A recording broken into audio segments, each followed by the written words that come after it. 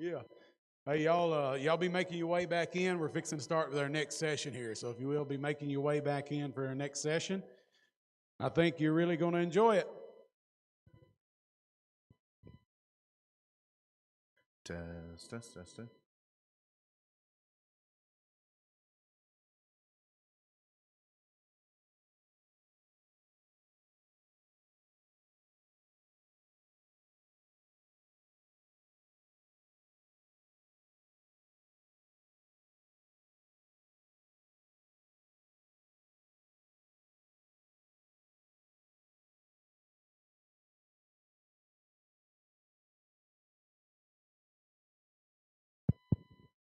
All right, I think they're easing on in here. Well, our next session here is going to be Mr. Wade Leist. Of course, Wade is a 2024 world champion livestock auctioneer with the WLAC. I've met Wade through the WLAC. He's become a good friend of mine, and I think you're really going to enjoy what he's got to share with you this afternoon.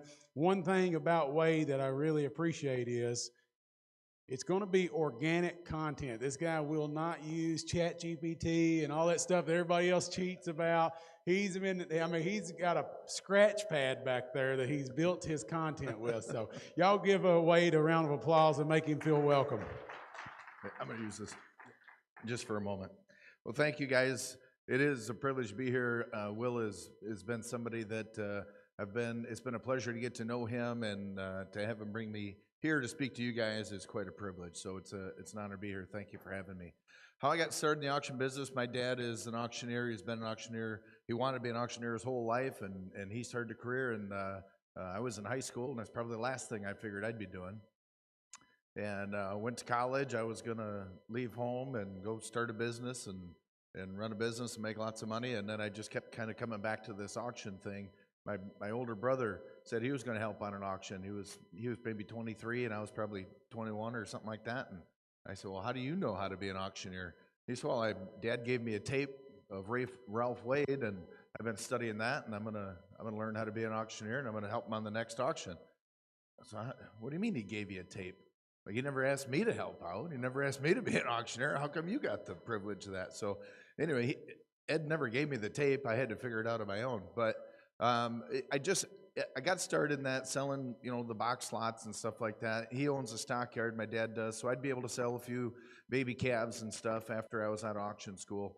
But it's been a long road, and I'm going to talk a little bit about the chant today, or that's what they wanted me to talk about or asked me to talk about, and I really struggled with that. I really struggled with thinking, well, how am I going to teach a room full of auctioneers how to chant better? That it's such an organic thing. Our chants are evolving all the time, and I can give you little tips and little tricks and stuff, but I don't think you're going to pull a lot out of that. So I kept putting it off, and then finally I realized I'd ask myself, like, how did I get to where I am? And I thought, it didn't have a heck of a lot to do with the chant. So let me show you some things that have helped me, and then they inherently help my chant. So that's what I did. So what I have a friend of mine who sent me a recording of him selling some cattle, and I want you to listen to this for a few minutes. We'll just play it for a little bit, and then after we get done talking, we're going to listen to it again. And I just want you to tell me, or I guess think to yourself, if you hear it any differently after we talk. You have seen them 54 head of the field steers weighing 629 pounds onto the gym, and Jennifer and Wilbert Whistle steers homegrown handle rank.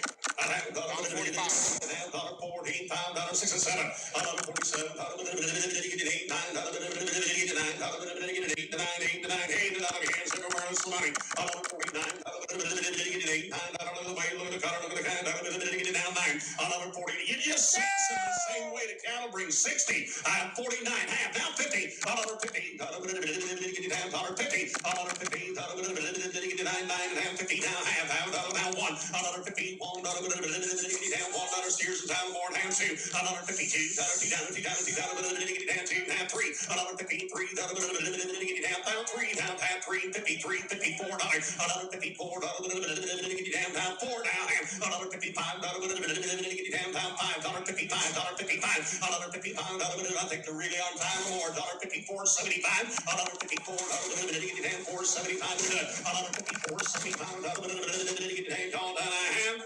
$1.54.75. Sold at $1.54.50. Put them on number 122 on 6. We'll stop it right there. There's another half to that. We'll play that when we're done. That gentleman is Terry Elson. He's out of Nebraska. He was a 1979 world champion. I think he won that when he was 18 years old. And that's a guy that helped. When I look back at how I went from just selling cattle and competing in a contest, and whether or not you scored well was kind of a flip of the coin. There was a lot of circumstances that you don't have control over that caused you to maybe not have a good run that day or whatever. And what he taught me helped me be consistent. When I was listening to Andy White talk about the procedures that he goes through when he's collecting equipment, all those things, you know what? That might not work for you tomorrow. It might not work for you next week, but his practices are going to work more times than not across the board. And so that's what Terry taught me, was how to speak better, how to address people better, how to be a more professional auctioneer, so that across the board, it doesn't matter what contest you're in or what part of the country or what you're selling, you're doing a best practice that has the most likelihood to succeed across the board. So that's what we're going to talk about a little bit today. When I played baseball in high school, I remember our coaches always talking about, yeah, he can throw hard, but he can't pitch. And so you're a thrower, you're a pitcher. So you can throw the ball 95 miles an hour, but you can't hit your spots. You're not real useless, or you're not real useful. Or can you change the speeds up a little bit? Can you hit the outside corner? Can you throw a changeup? Can you bring a curveball that's gonna break at the back ankle? Those are the kind of things that are gonna make you a pitcher. And I look at that as the same way as an auctioneer. I can be a bid caller. I can have a real smooth, pretty chant that's real pleasant to listen to, and it'd be like taking a sports car out in that 3 inches of snow right now. You're just not gonna go anywhere. It's kind of the same thing. So building that command, building that power, the rhythm is great, but your power, what you heard from Terry on here, that's just straight up power. He's just pushing those cattle on you. He's telling you what they are, and he's pushing them on you the whole time. That's power and that's command. When we watched the contest last night, there's a few guys, if you're able to watch it back, if they taped it, you'll see that it's like running downhill and your body gets ahead of your feet and you can't keep up. You know, it just gets ahead, it gets away from you. And command is when you can pull all that back. And you can say, I'm 10 and not 20 and not 20 and not 30 and not 30 and not 40. And it doesn't matter, all those things are going on. You're in control. The bidders are following me. I'm not following them. That's command, that's control. So we'll talk a little bit about those. I gotta get my glasses out. I try not to use these things, but I end up using them all the time. And I think that we are all guilty of focusing too much on the chant. You can focus too much on it if it's at the expense of all of those other things that make you an auctioneer. If you're not dedicating anything, any time or any effort to those other things to make you a good auctioneer, then you're focusing too much on one thing, and that one thing is just the chant. And like I said, then you'll be like that sports car that's out there. You're going to sound real pretty, but I wouldn't have you sell. I wouldn't have you work for me. You know, you've got to be able to go somewhere with it. Andy talked about psychology. You'll maybe learn a little bit, or maybe you heard it yesterday. I worked in the sheriff's office for a number of years, and I was a detective sergeant when I retired, and I loved that psychology. I loved it when I could be talking to somebody who did something that they shouldn't, and they would tell me things they shouldn't tell me. And that was by just allowing it to be easier for them to do that. And we're going to talk a little bit about that a little bit later too. I think has a lot to do with being an auctioneer. How can I make it easier for this bidder to feel comfortable bidding to me? If I'm in their face, if I'm pounding a number, that's not easier. That's them. The psychology of that is, get away from me. I'm not interested anymore. Versus the psychology of, like, what is it that you want here today? And we'll talk a little bit about those things. So I love looking into that. I love concentrating on when a bidder stops and then comes back in. What did I say? What did I do? What did the other bidder do? What happened in that circumstance to all of a sudden make them rethink where they are and what they want to be? So we'll talk a little bit about those things as well. I'm not saying I'm not going to talk at all about the chant. I'm happy to talk about the chant. But I want you to listen to, this was taken this fall. I was selling an Amish horse sale, and it's not as good as Terry Elson by any means. But listen to how much chant you actually hear.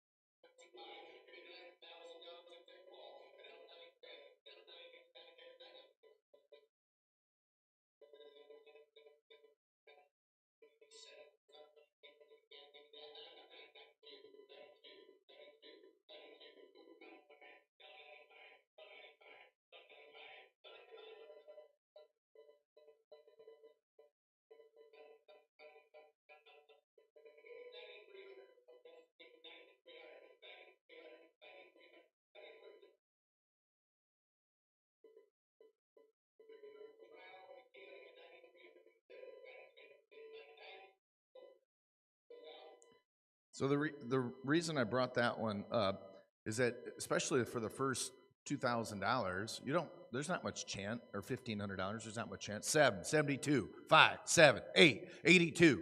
There's not much chant in there. We can all do that. So there's nothing special about that at all, but I'm just trying to add a little emphasis and some urgency and a little bit of power in that until I can get into the chant, and then work some things. And then a little bit later, maybe this isn't chant, maybe this is just effective auctioneering. The guy behind me, when I asked him 9,200, he gave me 91. And when I said foo, it was almost like, phew, but that's how it came off. But really, I was like, I got caught up in my words. I was thinking about, what am I going to say? He kept cutting me all day long. He just kept, he was that one that cut you to 100. Even if you're $4,000 back, he kept cutting you 100. And he did it that time, and I thought, I was going to say something. I thought, no, just don't. And so all that came out was, phew. And I came back to the other person. Well, he gave me 91. I never said I took 91. Now give me 92. How many times do we do that, right? 9,000, 9,200. They go, I'll give you 91. Oh, thank you. Now 92. Well, we missed out on the chance for you to give 95. Why did I have to? He cut me. Why did I have to offer that to you? I don't believe in that. If he cuts me, I can still come right back. I love doing that. 9,200? No. 91, 95. Now 97. You want to cut me? It just costs you 600. Like, I love doing that. I'll take the cut, but then I never stay on it. I don't stay on it and say, I got 91, now 92, I'm at 91, now 92. If you listen back on that, I just said, now 95. And then I asked 93, and I sold at 91. I took it. I took it. I just didn't have to tell everybody I took it. My opinion, anyway. So anyway, that's a little aside. Maybe that's just a little bit of effective auctioneering. But in that, and then you hear a few things, a few phrases like, take them home. I know that as a buyer of horses, if they've been bidding for a few $1,000s, they've already pictured this thing standing in their stable. They've taken a little bit of ownership. So when I'm speaking to them, I'm speaking to that a little bit. You can take them home for 9,300. So just little things like that, I think add up. And if you look back, like, there's some parts of the chant in there, but I think it's just a small part of that, of the effectiveness of the auctioneering in there. So the communication that I have with our bidders, everybody talks about auctioneers and the communication and the need for clarity. I'm a big believer. I think, by the way, a lot of what I am telling you right now are just things I've picked up, and then I'll talk to somebody else about it, and they'll have a word for it.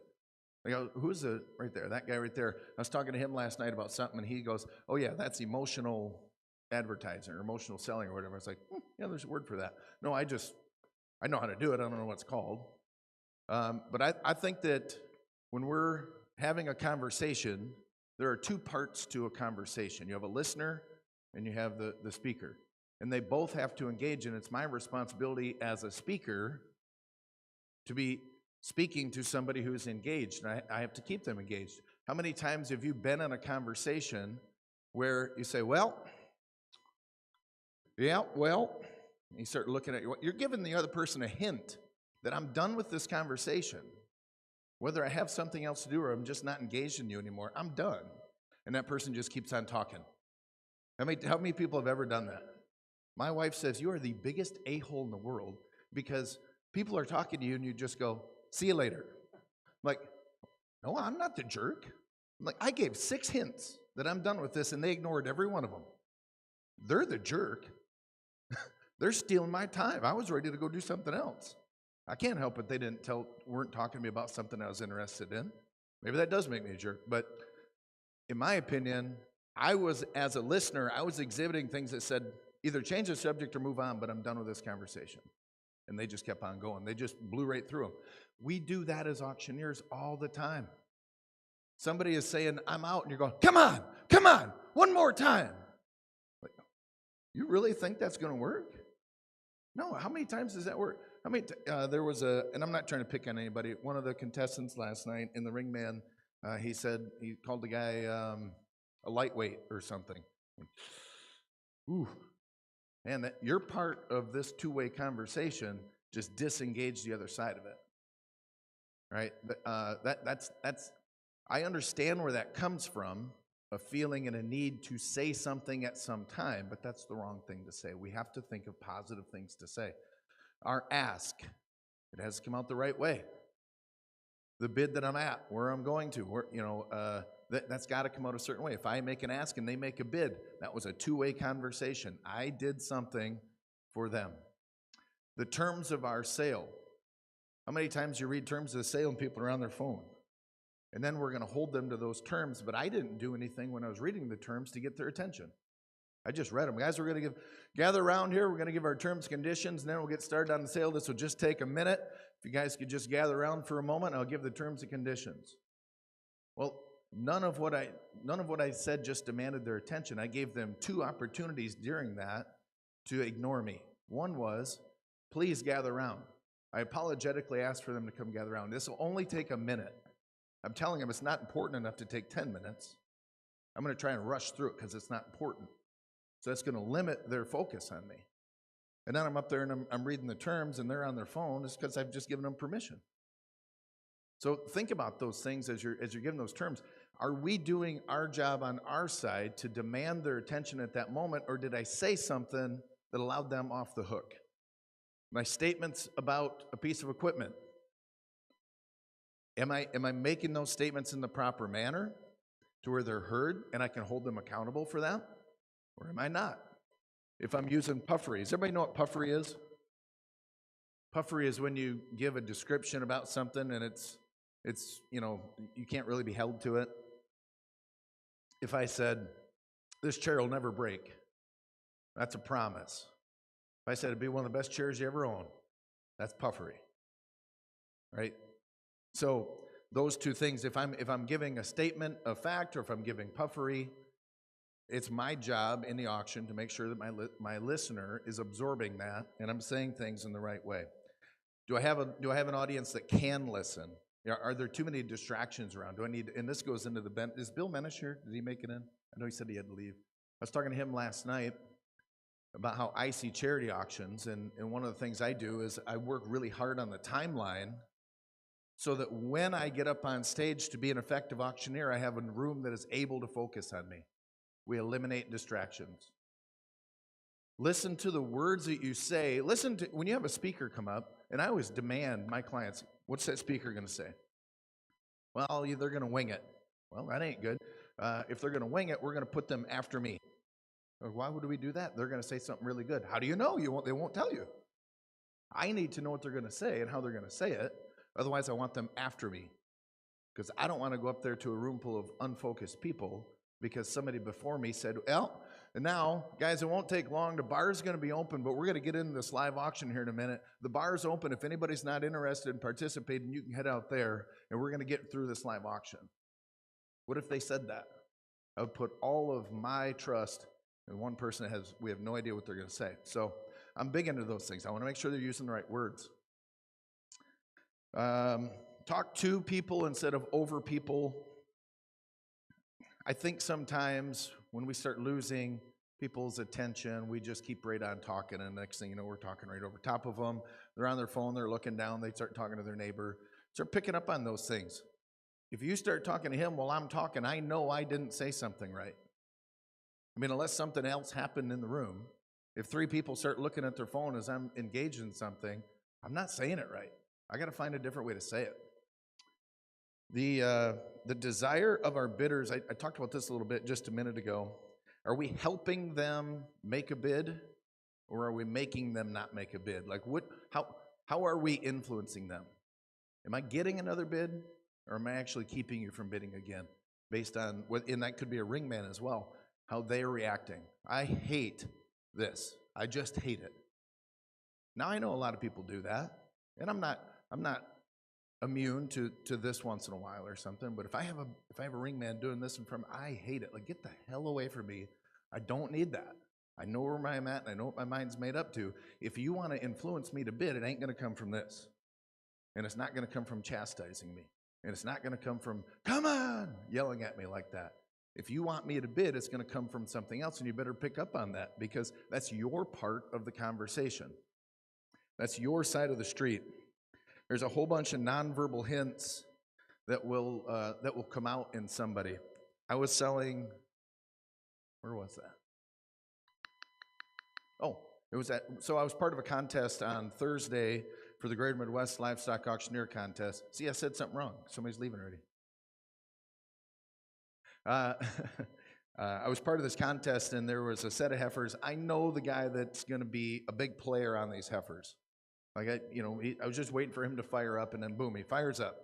And the auctioneer was doing a really good job, and the bidder's name is Dave, and Dave shuts down at like 3:30 or 3:29.75 or something like that. He shuts down. And he clicks back in at 3:30 and a dime. And he rides it for about 35 cents, and then 2 other guys jumped on, and he's out again. He emphatically shuts it down. He gave every signal that said, I am out. And then we said something, like we just paused for a second. And I don't remember what it was. I wish I had a better, or more specific example, but we said something, and then he clicks back in. As soon as he did, the first thought in my head was, he's going for another $1. He's going to take it to the next even $1. Sure enough, he goes to 3:32, shuts it down. He won't even give the dime. He's out, and that's it. But in my mind, I'm like, yes, we said it. We got it. You know what I don't remember what we said, but I know how he feeds cattle. I know what kind he's looking for. It had something to do with that. The auctioneer is about to sell out. They used to be as green as we can find. You know, whatever it is, that wasn't it. Whatever it was, it came out, and boom, he clicks in for another $1. That's $1 on 3 loads of cattle. I'm no math major, but I think that's about $2,400. So pretty substantial for that auctioneer to be able to make that call at that point. We'll go to the next part here. So here's, I'm sure, and this is where I was having that conversation with him, I'm sure that there is science behind this. I've not studied it. I just look at my life experiences and what has worked for me. And I always ask myself, are we really saying anything when I say, this is a nice chair? How many people watched Barrett Jackson this week? A little bit. Everybody's watched it at some point. Did you ever hear any of the auctioneers say, that's a nice car? When they have the person on the stage that's reading the, I don't know, the color guy or whatever they call it, that's reading the description of it, do they ever say, boy, it's a good one? Here's a good one, guys. No, they never say that. What they do say is what makes it good and what makes it nice. So if I'm selling cattle, and I've fallen in this habit, guys, these are fancy heifers. These are green and fancy. And the next group is, and so is the next group, and so is the next group, and so is the next group, and so is the next group, and so is the next group. Well, why not say what makes them fancy? All right? So I got a little exercise that we'll get into, but here's what makes a set of heifers fancy. They've got superior genetics. Okay, great. Let's peel the next layer back. What about their genetics is superior? Well, these cattle have a better milk production, and their calves are more uniform. Their genetics, they have a high marbling content. Well, those are two different types of genetics. One is probably more for reproduction, and the other is more for feeding. But maybe the genetics for higher marbling or more efficient marbling, maybe that would move down to the calves. What's another thing? Their temperament. Okay, if somebody's going to keep these around as cows, their temperament's pretty important. Their current condition. Are they full? Are they slick-haired? They've been pushed hard? Are these the kind of cattle that haven't been pushed hard? There's some compensatory gain left in them. The fitness for use. Are they going to make good cows? You can have a fancy set of heifers, but if I say that to a guy that wants to buy breeders, I'm not speaking to him. And fancy doesn't mean anything to him. If I'm talking about what makes them fancy to him, and I know that you're interested in reproduction, I'm not talking to you anymore. I'm talking to the guy that's going to feed them. And I'm going to talk about the qualities that make them good at feeding, rather than just say they're fancy. So we'll get into that a little bit. Feminine look, whatever it is. There's lots of ways to describe what they are, as opposed to just getting yourself off the hook and saying they're fancy. Tell me why they are, and then tell me why it matters. And one thing you'll find, I'm going to talk about this a little bit in the next seminar, one thing you'll find is that when you're describing those things, especially in a livestock setting, but you'll see it in other areas too, I'm not usually talking to the buyers that much. Miles, you get a lot of farmer buyers at your place, or is it all order buyers? You get a lot of farmer buyers? In a farmer buyer situation, so what that means is he's an amateur buyer. He's buying for himself. He's going to the stockyards. He's going to buy cattle for his own use. And when I'm speaking to them about qualities that make this heifer fancy, I'm doing some merchandising. If I'm speaking to an order buyer who's getting paid and he sees thousands of cattle all week long, I'm not speaking to him anymore most of the time. But I am speaking to the producer that's behind him watching his cattle sell. And when they hear about the superior genetics, when they hear about the uniformity, when they hear about condition and with health and all of those things that made them fancy, I am speaking to them. They will ride or die with you after that. And newsflash, they don't know if they're worth $3 a pound or $3.10. Okay, so when we made them feel good about how we're selling, I'm speaking to somebody that's going to offer some repeat business, and they're going to walk out. If you sell them for $3 and you said that, they walk out with their head up. If you sell them for $3.10 and all you said was fancy, they wonder if they got enough, and they wonder if their work was appreciated. So this saying anything, I have a little exercise. It's pretty simple, really. I sell a lot of charity auctions, and I watch other maybe small, like a banquet type setting auction, and I hear people say all the time, it's for a good cause. $2,000, you want to give $2,500, it's for a good cause. Why do you think, was this the first time you heard it was a good cause, right? No, you knew what the cause was before you walked in the door. So it's a good cause. I hate it when people say that. Well, what is the cause? What did they do? It's the March of Dimes. March of Dimes takes care of research and development for mothers and babies, so that we can eliminate preterm birth and maternal, and we can improve maternal health. Why is that important? Well, U.S. is on the lowest end of, I'm going to get some of this stuff wrong, but we're on the lowest end of maternal health, or I don't know how to say that. I'm not saying that right. Our babies have a higher mortality rate than undeveloped countries. Maybe that's the way to put it. So we're not doing a good job somewhere. So when you come to support something like March of Dimes, everybody knows it's a good cause. That's why they came. Talk about the cause. So, we could go through I thought maybe we could go through this exercise about, let's describe something, right? Like that nice truck. What would make a truck nice for you, Charles?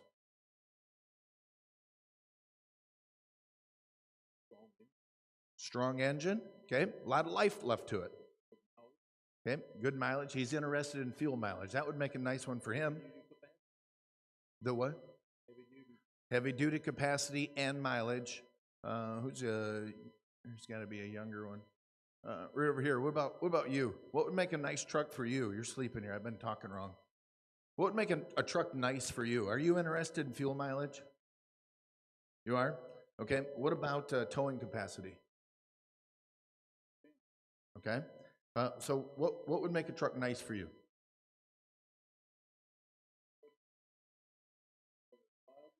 Okay. Same. Very, actually, quite similar. Does anybody have any other things about a vehicle that you would say, like, yeah, that would make one nice for me? I like comfort stuff. The radio, four-wheel drive, heated seats, air conditioning, the trim package. Yeah, I love those options. They get me on. I go in, I'm like everybody else. I'm like, I don't care about those things. Then you get to the dealership and I'm like, does that have the heated steering wheel? Really? Can I have a wireless charger? I bought a Jeep the other day, and I went to buy a used one, and they talked me into a new one, and they brought up this real nice, shiny white one, and I was like, well, it doesn't have the wireless charger, though, or the sunroof. And so they pulled up a black one that had those things. I'm like, sold. Does it have a heated steering wheel? Yes. Okay, good. I'm good. What about seats? Is it a moonroof or is it a sunroof? Like, I love those options.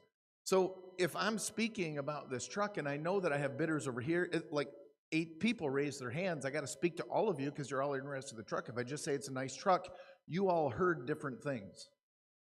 What you wanted to know about was fuel mileage, and you want to know about reliability, and you want to know about the radio, and you want to know about the options.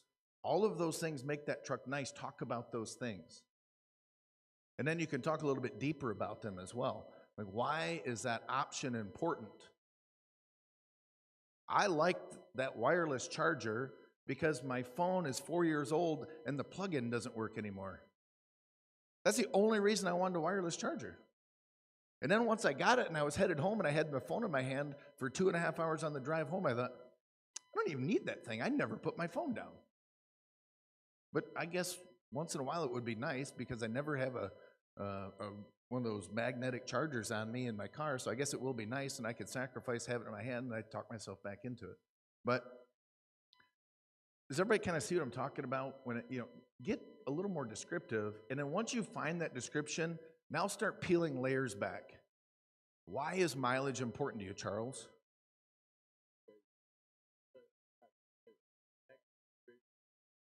See, I said people know what I'm talking about, and it usually has a name. I just have to stumble. Was it fact, bridge, and benefit? Love it. That's awesome. I'm going to write that down after we're done here. Yeah. Fact, bridge, and benefit. Yeah. You like good mileage. This one gets 20 miles a gallon. That's one of the highest rated in its class, and it's got a great towing capacity. That's right. It's more efficient. It's more efficient. And at the end of the day, our buyers want to make good purchases. Nobody wants to feel like an idiot when they leave. Make them feel good about it. So the next part is about communicating with confidence, and most of this is nonverbal. All right, I'll pick on I won't get specific, but I'm going to talk about a few competitors from last night because that's where it stands out the most, by the way, in an auctioneer competition. Your nonverbals stand out, and we know that, and that's why we get nervous and we get uncomfortable, and that's where little ticks start coming out. First and foremost, you stand up and sit up. If I'm on the auction block and I'm selling cattle, my shoulders are back, my head is up, my mic is in the proper position, and every week, same sale barn, same spot, same location, same way. I need it to look like way. I don't hunch over the mic. We don't hunch. When we're up on stage, we don't get this. How many got time to see somebody get selling? They get the gangster lean, like they're leaning back, like their shoulders are saying, like, I want to get as far away from this pressure as I possibly can while still trying to perform what I need to perform, as opposed to getting on the ball of my foot, leaning into my audience, and creating some confidence. So I've been to a lot of auctioneer conferences. I've heard this same thing. You guys have all heard this. I'm not telling you anything new. But I had a revelation when I was asked to help teach the advanced bid calling seminar, and I was listening to auctioneers. So it was me and TJ Friese were on each side, and him and I would bid so that the person that was going through the class could work on their chant and then we'd critique it, we'd offer something. So it was real simple. Like, you'd be me, and you'd be TJ, and I'd be the auctioneer, and you guys would just bid back and forth, and I'd work on my chant. It was real simple. About the third person, I realized, like, I didn't want to bid to some of them. And that's where that two-way street comes in. Like, they were so withdrawn and so weak and so apologetic that I didn't want to bid to them. I would find myself just stopping them and saying, like, hey, pick the mic up. Like, get that mic up closer. Like, speak through that darn thing. And I'd correct them on that. And then a few of them would come right back with more power. And as soon as they did, I'm excitedly bidding. I know I'm not spending any money, but I'm excitedly bidding. Like, yeah. Let's go. You're cranking it up, and I love it. We all love it. And then the next one would sit down, and he or she'd be a little bit more meek again. And I'm like, I don't want to bid. And I realized the confidence that I had, the desire that I had, came from what they were projecting. If I'm standing up straight, my shoulders are back. If I'm scanning the room, if I got a smile on my face. There was one competitor last night. He came up, he looked like a nice gentleman. He gives his introduction, and as soon as he started, the brow went like, and I was like, holy smokes, I would not want to meet that guy looking like that because I wouldn't think he was pleasant. That's what, I mean, it just came out, right? A lot of competitors last night, their hands are really all over the place. That's normal, I get it, but we have to work to quiet those things. Because if I'm trying to communicate with you and I keep doing this, at some point you're like, what is he doing over here? And you've disengaged your listener. You're now starting to look over here and you're starting to think about something. So quiet those things so that we don't offer distractions to the people that we're trying to communicate with. If we offer those distractions, we're giving them a ticket to stop listening. And I don't like to do that. So I'm always working on trying to keep my hands quiet. When I first started, my hands would come up. They're always up here. It's like I couldn't get them high enough. And they were always somewhere in my face. Andy noticed that most competitors last night, we had that speaker right here.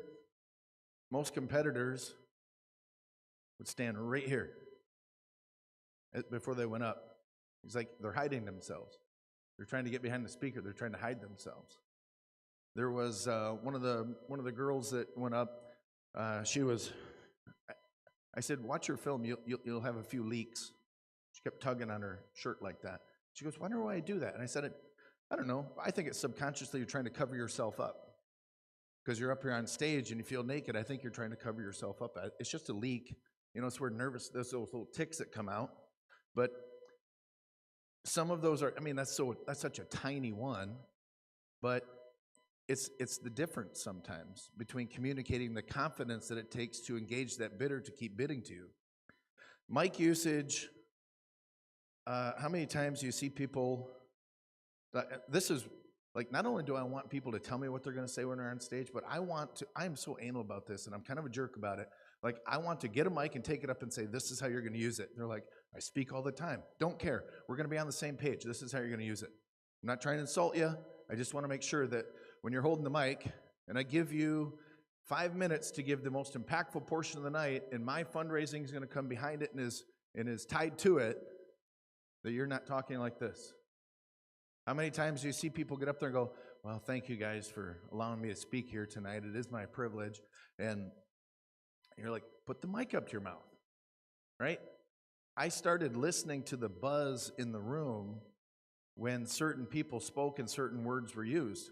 I was at a charity auction once, and the lady went up, and one of the first things she said was, this will just take a minute, and then we're going to break for dinner, and we'll come back later with a short program. We know that everybody is wanting to get out of here tonight. In the room, there was 600 people in the room, and in the next 3 seconds, you couldn't hear the person next to you. The buzz just rose because she gave everybody permission to go ahead and do something else that's not important. And when she spoke, you turn your head, the mic would stay here, and she'd turn her head like this. And so you're only hearing a third of what she's trying to say, right? And so people are like, I can't listen, right? Like, I can't hear it very well, so I'm going to do something else.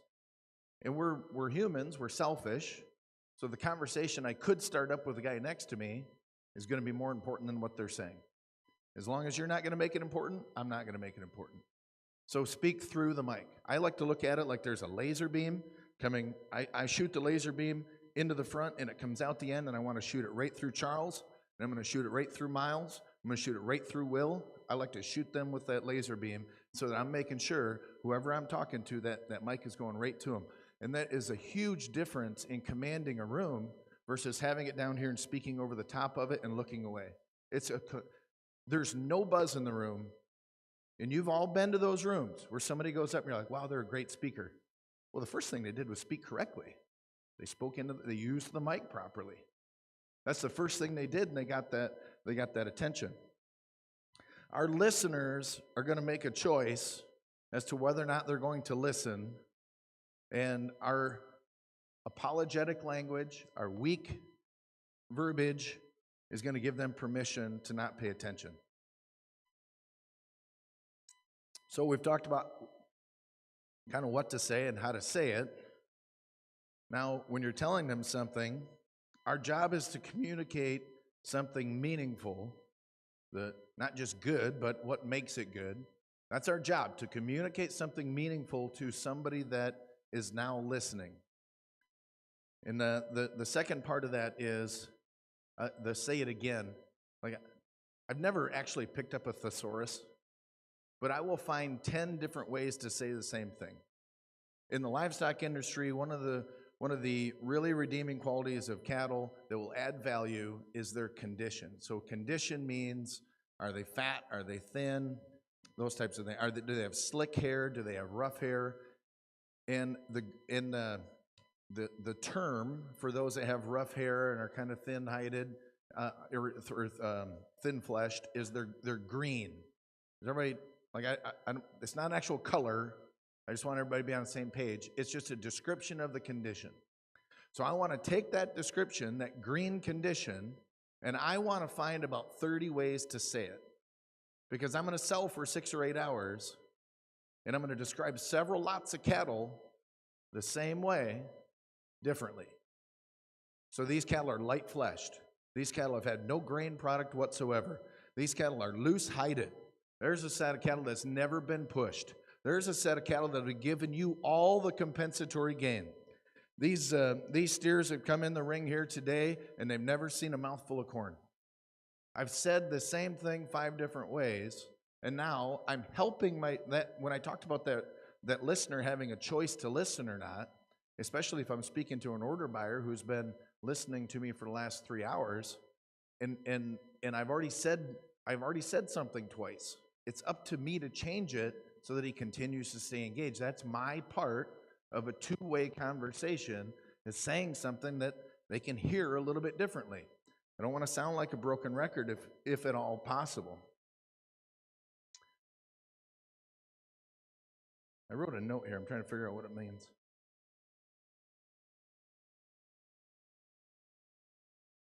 Oh. And by the way, I'm constantly catching myself on these things. I don't know if it was a contest or what it was.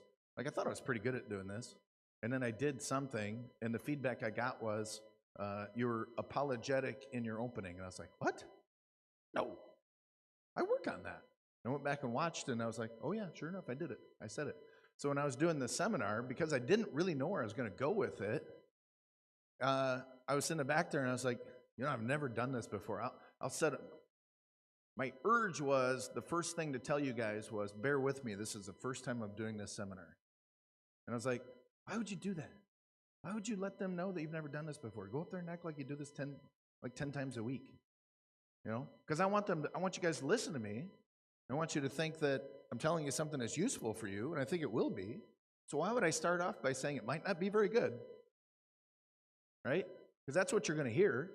I'm apologizing by saying, I've never done this before, bear with me. What I'm really saying is, this might suck. You might not get any information out of this, Charles, I'm sorry. Maybe I'll be better next time, right? I don't want to do that. Yeah, okay. Here's, I figured out what my note was now. These things they sneak in. And I pick them up as much as I can, but they sneak in. If I could have your attention, We're going to get through this. I already talked about that, right? Here's another one. Well, tonight we have to recognize our sponsors. When somebody got a gun to your head, you know, like, how about you want to? We have to recognize our sponsors. This event would not be possible without them. Then shouldn't you be appreciating them as opposed to feeling like you are forced to thank them? Like, that simple change in verbiage does a lot to the listener. That's my part. Don't tell them that we have to do this. There's another, I thought maybe we could do another exercise. How else can I say the same thing? So, you know, it's a good cause. How else can I say it's a good cause? They help the community. They enrich the community. Rylan, what would you say about a good cause?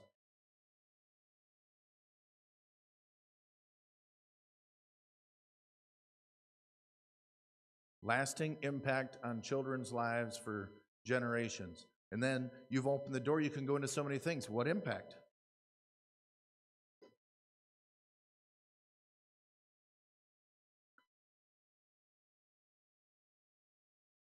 And why is childhood hunger, why should we care about that? Who cares?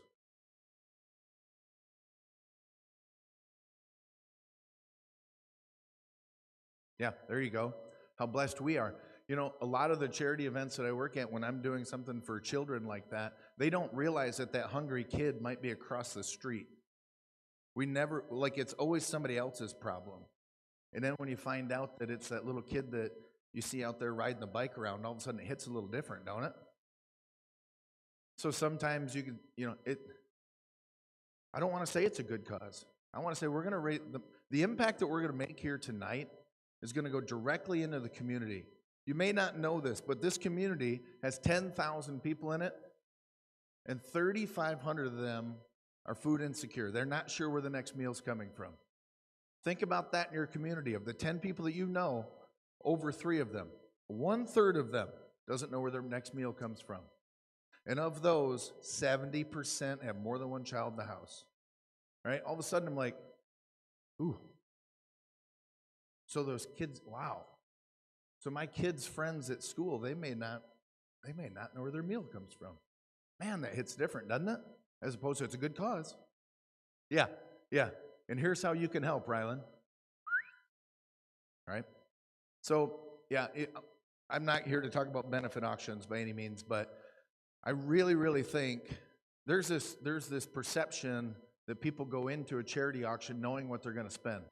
Well, I got $1,000. We'll see how I'm going to spend it tonight. I don't believe that. I believe they go in knowing what their ability is, and it's up to us as one part of the communicative channel to inspire them to do something more. Give them a reason and an accomplishment, and all of a sudden that you'll realize that perception doesn't exist. Anybody know this guy? He's a Michigan auctioneer. He's a friend of mine. His name's Kenny Lindsay. He's one of the worst ringmen you'll ever have. But he's better at that than chanting. I'm just teasing. He's a really good friend of mine. I only put it on there because I wanted to talk about one particular part, and it had to do with a ringman. So part of that 2-part conversation is, what do they want? What does that person want? And that's where I was talking. What's your name? Stephen. I was talking to Stephen last night about that, and he told me what the actual term is for it. But what do they want? So I used to lease horses out to summer camps. I was the 4th generation to do it. I owned 100 and some horses, and I sold out. I was too busy. I couldn't do it anymore. So I sold out in 2022 after they all came back from camp. And these horses I had over years, you know, some of them were gave to me. I really appreciated. I never looked a free horse in the mouth, by the way. But they probably cost me from $500 to $4,000 each. And I sold 100 horses, and I think my average was like $5,800 or something like that. There were people there that sold me a horse for $1,200 that watched it sell for $4,800. And they kept coming up to me. They're like, oh, I can't believe how much those things brought. That's ridiculous how much over the market that they brought. And I'm like, whoa. whoa, whoa, whoa. Like, did the horse cost too much? Perhaps. Did the horse bring over value? Perhaps. Maybe I'll agree with you. But they were buying peace of mind. And peace of mind is worth a hell of a lot more than horses. So that was the difference, right? So what was motivating them? You couldn't put the people in this room there to buy those horses. They came from several states away. It was really an overwhelming day. But what we were offering them was peace of mind. They knew that these horses had been in these children's camps. They knew they were going to be healthy. They knew they weren't going to be crippled. And if there was a couple that had like a turned foot or something like that, and we'd call it out every once in a while. They'll butte this horse because it just needs a couple days. It's soft-footed or whatever it is. We'd call it out. It'd bring more. It would bring more when we would just say something that was negative about it because we were speaking to that peace of mind. Okay, I know what the only problem is. I can deal with that. That's the one I want, right? It happened all day long that way. So what is their motivation? I had a friend of mine from Texas, excuse me, Troy Robinette. Him and I were chatting in the parking lot yesterday. I was on the phone with him yesterday before I came in, and I think I'm on the wrong page here. Yeah. All right. So I was chatting with him on the phone, and he was talking about doing a bull sale, and his best ringman is named Wade Pierce, and he goes, "Oh man, I love it at them bull sales." He said, "We always do a dinner before the bull sale, and Wade will go out in the parking lot, and he'll see who brought a trailer, and then he'll look at the names. Like if you got a farm where oftentimes it's on the side of your truck or on the front of your trailer." So he'd read those names, and then he'd come back in, and then you got name tag on, right? Whitley Cattle Company, servicing all of central Kentucky with Angus bull, or our certified Angus, or whatever it is, right? And he'd come up and be like, "Oh, Mr. Whitley, I saw your truck in the parking lot there. It's a pleasure to have you at the sale today. See, you brought your trailer. Are you going to get a couple today, are you?" Now he knows, yeah, we're going to get two. Yeah, we came to get two. We always get two here. Well, now Wade knows when he's the ring man, he's not going to buy three, right? And Mr. Whitley, man, I've heard about you guys for a long time. You got some really nice cows out there. What do you guys sell those like custom beef or something? Yep, we got a nice deal with the local grocer there. We supply them with beef, and they always remark about how marbled our cattle are, and they can sell those things choice to prime, and they get the most because we got a name right there in that neighborhood. So when Troy's up and he's reading the progeny and he's going to talk about marbling, Wade knows exactly who he can go to speak to what their motivation was. That's just one example, but those kind of things exist all over the place. And then when Charles buys two bulls, he's going to go up, "Well, you got two good ones, Charles. We'll see you next year." He's helping build that relationship. He's helping communicate. The auctioneer's not even doing it, but he can help the auctioneer with that for sure. So I just thought that was a good example about learning the motivation. I think that there's some universal motivations. Buyers don't want trouble after they buy something. So if I'm speaking to something's qualities, I want to help them understand if they are going to have trouble, just like the horse I described. He's soft-footed. Every few days you're going to want to give him a break. If they can deal with that, now I've told them what it is. Now they know what the trouble is, and they know how to avoid it. It's pretty simple, and they decide, can I accept that? Yep, I can accept that. So bidders don't want trouble. They don't want regret. They don't want to look dumb. They want to oftentimes make a good investment. I love speaking about investment, buying trailers, or we'll be selling horse tack or something. I'll sell a lead rope for $6. A little bit later, I'll sell a used lead rope for $7. Happens all the time.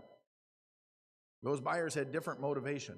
I think that buyer who gave a little bit more for the used one, I think that they literally just spaced out on the first one, but they're like, ooh, I do need some lead ropes. Those must be good ones because they've been used and they're not broken.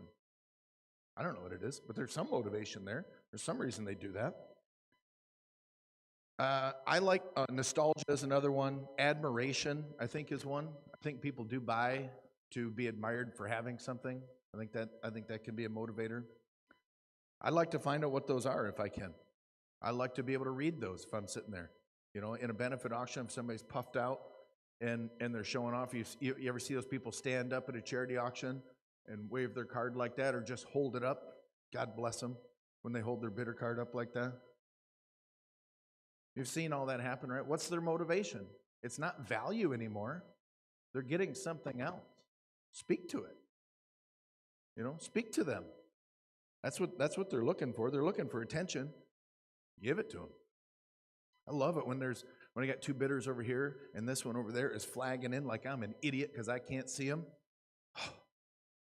It just makes me so happy. And then, oh, sir, I'm sorry, I missed you. You're at 10,000. And they're like, what? His motivation was to show everybody that he's trying to get in, take my bid. He didn't. You stopped looking that I had these two guys in. You stopped listening too. Because if you'd been listening, you know I wasn't stopping. There was no reason for me to come to ask you. I got two guys that are ratcheting up the chain. You stopped listening. His motivation is different now. His motivation changed. First he wanted it. Now he's pissed off I'm not taking his bid. He's got two different motivations all of a sudden. He's going to show me. I love being shown. I like to pick up things just here and there. You know, I'm not saying I put all these together, but if I'm scrolling on social media, like what makes me stop? Like we all do that, right? We're like, dude, no. Oh, what's that? What was that? I like to think about those kind of things. Like, wonder what that was. What caused me to stop? Good salesman. I remember when I bought that Jeep, I went in and you know, he was a good salesman. I really appreciated him. I told him what I wanted, and he listened. I was so impressed by that. I said, this is the type of vehicle I'm looking for, and he brought it up. I said, well, here's what I don't like about it. And then he brought me a new one. I was like, ooh, I do like that one. And then he brought me, and then I said, I wanted the wireless charger, and then he brought me one of those. He put me right in it. And while we were talking, I said, here's what I don't want. I don't want to haggle. I'm okay paying what you need, and I have the internet at my fingertips, so I know what your competitors are getting for the same vehicle. I just want you to be in their ballpark. We'll be good. He never haggled with me. He came out. He said, this is what it's going to cost. This is what the competitors is. Are you happy with that? Yeah. I hate having that discussion with you. So yeah, so he listened. He could have given me a whole line. I've been to car dealerships before where they give you that whole line after you tell them, like, hey, I don't want to do that. I'm not here to get the best deal. I just want a fair one. I don't want to look stupid, and I want the kind of car that I'm going to be happy with tomorrow and next year and 2 years down the road. Are you good with that? And they're like, yep. And then some of them are like, well, we do have this gap plan. I'm like, I'm not interested in that, man. I already told you that. And then they go right back into it. Well, maybe it's not the last part. Delivery. Oh yeah, this is going to go to chant a little bit. All right, so the delivery of the chant, the delivery of what we're saying, the delivery of how we're saying it. Are you confident? Are you clear? Are you concise? Did anybody, when Andy White was speaking, not hear one word that he said? Was there one time where you're like, I'm not sure what he said right there? There was one time for me. He said minis. And when we got a bunch of minis, and I sat there for a minute and I was like, did he say winnies? Winnies. What would be a winnie? No, I can't think of anything winnie. And then I was like, oh, mini excavator. There was one time when he spoke where I wasn't quite sure what he said, and it's just because I didn't know the vernacular that he was. I don't sell much equipment. I wasn't sure of the vernacular he was using. So if I'm speaking to a room of people in a benefit auction, I'm not going to use a whole lot of auction vernacular, right? They're not going to understand what I'm saying. Clear, concise, confident. Would anybody agree that Andy White was a confident person? He knew what he was talking about. He commanded the room. He said every syllable of every word that he intended you to hear. Every syllable.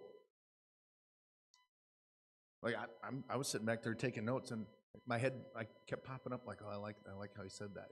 I'm listening to the words and how he's saying the words and delivering them, because this room was all really engaged in what he had to say. And I hope you are here too, because these are things that I work on. Get to your point, make it, leave it. This is one thing I'm certainly guilty of. Sometimes I'll make my point, and then I'll belabor it. I'll tell you 3 ways of what I just said one time was good, and I'll tell it to you 3 other different ways. That's something I struggle with and I keep working on. I don't know, it's a work in progress. I'm doing it right now, actually. Every syllable. Terry Elson taught me that. There's a rodeo announcer, Hadley Barrett. Everybody familiar with Hadley Barrett? If you go to YouTube, he sings God Bless America. If you go to that video and you listen to Hadley Barrett sing God Bless America, like he sings every single syllable, and you just hang on. Once you start getting addicted to hearing like syllables and how people talk, like all of a sudden you'll pick it up. There'll be a singer, and you're like, ooh, I like how he pronounces those words, and he goes through those syllables. He makes sure I understand that word.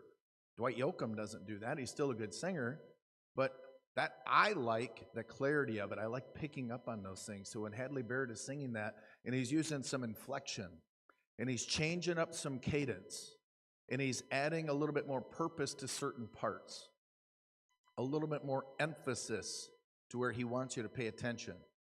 Changing up that cadence is when you become a pitcher instead of a thrower. When I can say, Miles, we've got a ton of great cattle here today, none better than his.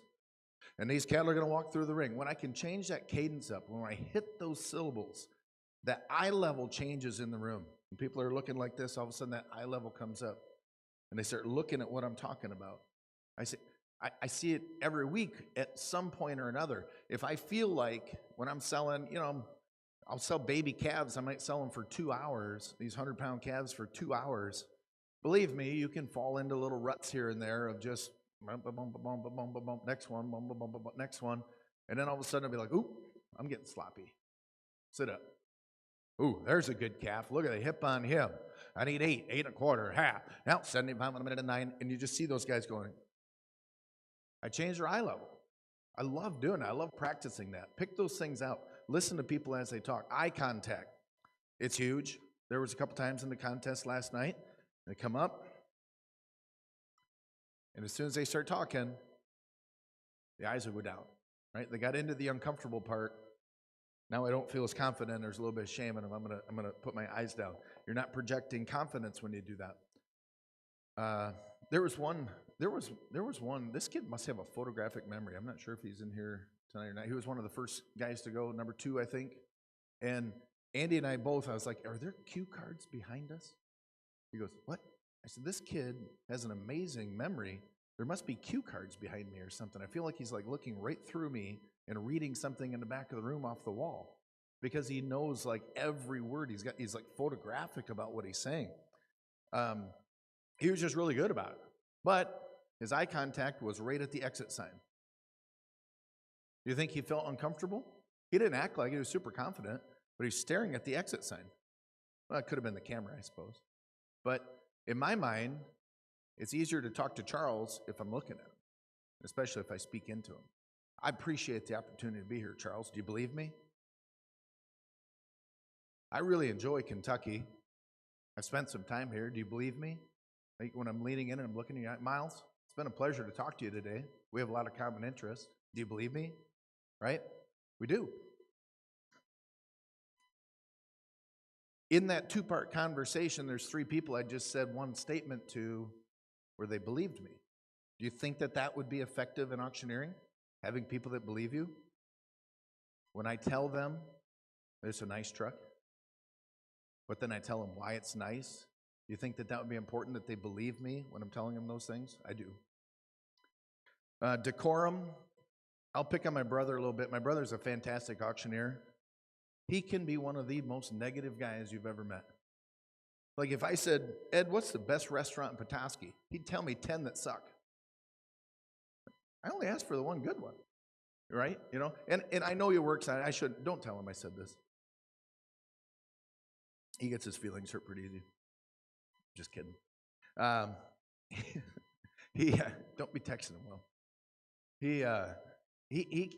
I've told him before, I'm like, Ed, take those negative words out of your vocabulary. Don't use them outside of an auction. Just get rid of them. You don't need them. And actually, last night, as I was doing some comments on the auction, or typing them in, I guess, on the competition, about a third of the way through, I was like, ooh, I sound really negative. I need to change that. So I would say, for instance, you look down at your feet and you should make more eye contact. Like telling them what they did wrong. Yeah, I want to be constructive for you. I want to help you as a judge. I want to say something that I noticed that maybe I docked you on. But I thought, man, I got to find a way to say that more positive. You know, so then I started, so if a few of you get negative comments, you're like, wow, what a jerk. I got nicer after that. Like I was trying to say it better after that. I was trying to point out what you did that I like so that you can infer what you did wrong, right? Like I can say the same thing in a positive manner. Al Wessel's an auctioneer from Minnesota, and he said, I don't care if that jersey comes in 3-legged and 4 lumps all over it, I'm going to find one good thing to say about it.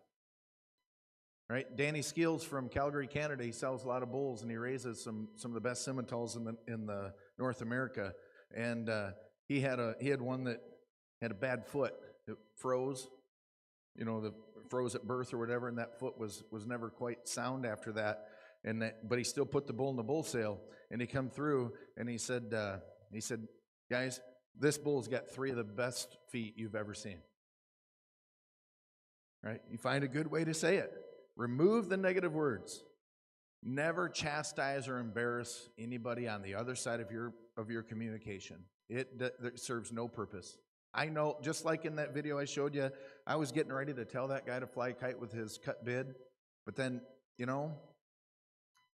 I was just tired at that point, probably a little bit grumpy. I hadn't slept in a couple of days, so I was just getting grumpy. That's not me, right? I'll take your cut bid because I'm going in the right direction. I'm going to not offer it to the next guy. I'm going to make up for it. That's my job as an auctioneer. There's no reason to chastise you. There's no reason to criticize you. You're still bidding. You're still helping the auction. No reason to embarrass them.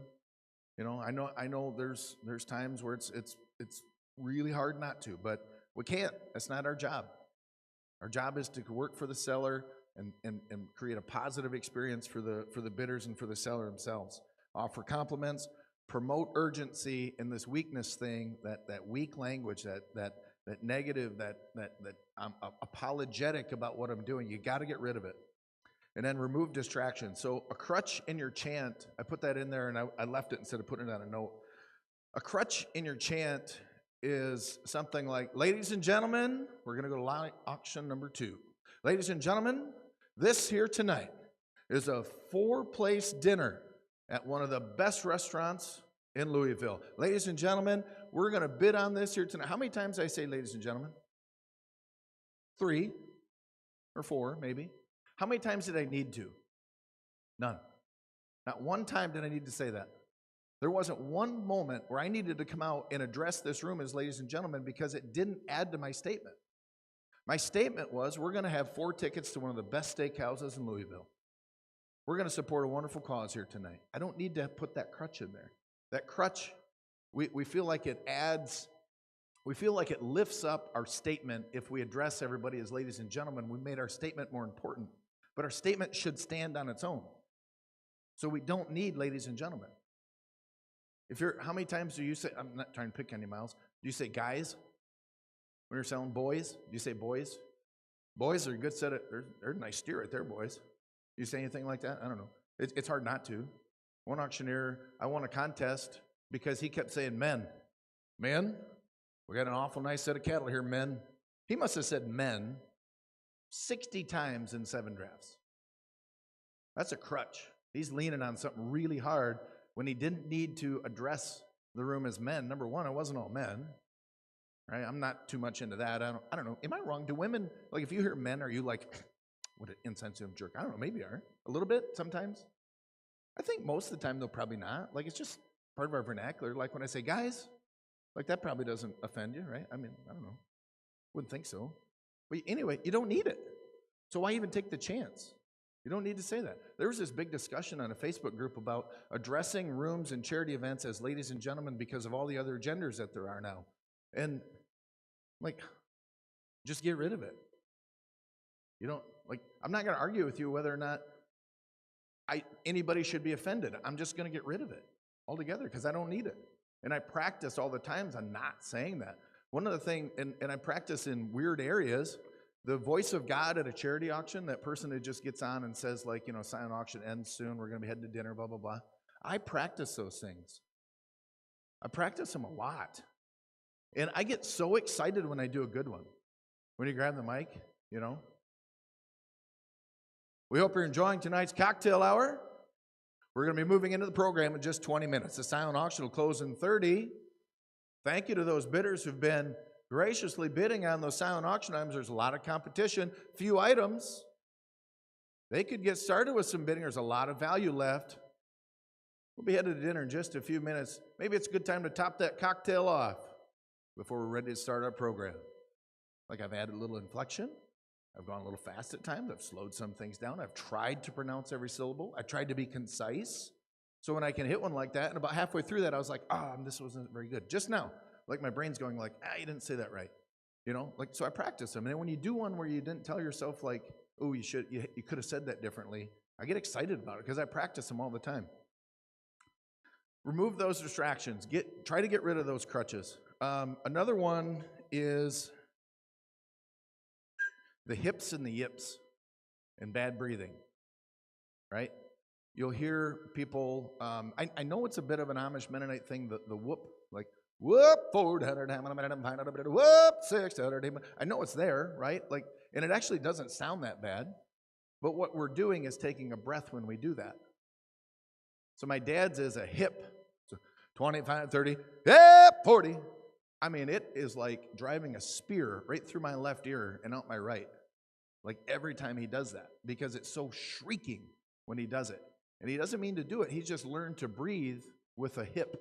Like, yeah, because he's taking a breath when he does it, and he doesn't want to break his chant, so he breathes in while he's doing it.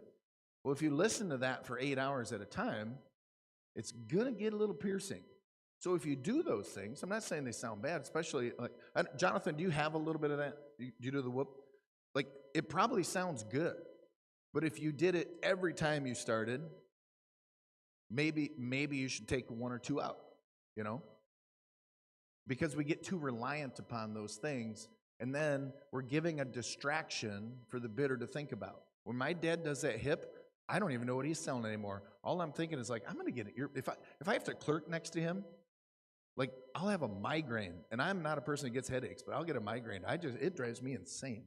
You got, like, if I was on the other side of that conversation where I was a bidder, like, I wouldn't bid as much to him as I do an auctioneer that doesn't do that. It's just one of those things. Closing on this, pay attention to words that create impact in the buyers and the sellers both. Right? You'll use some words at the right time, and a buyer will come back. Like, try to file those away. What changed to eye level? I love looking out in the room, like this room specifically, looking out, and I said something, and Charles looked up.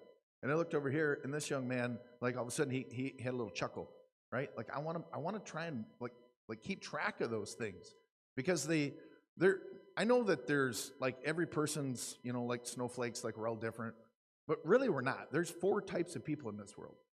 There's 4 personalities. If you look at any personality test, it generally falls on 4, whether they do it by color or letter, or when I was a detective, it was all on, like, how they committed crimes. It's generally 4. So I'm not speaking to a billion different personalities. I'm speaking to about 4.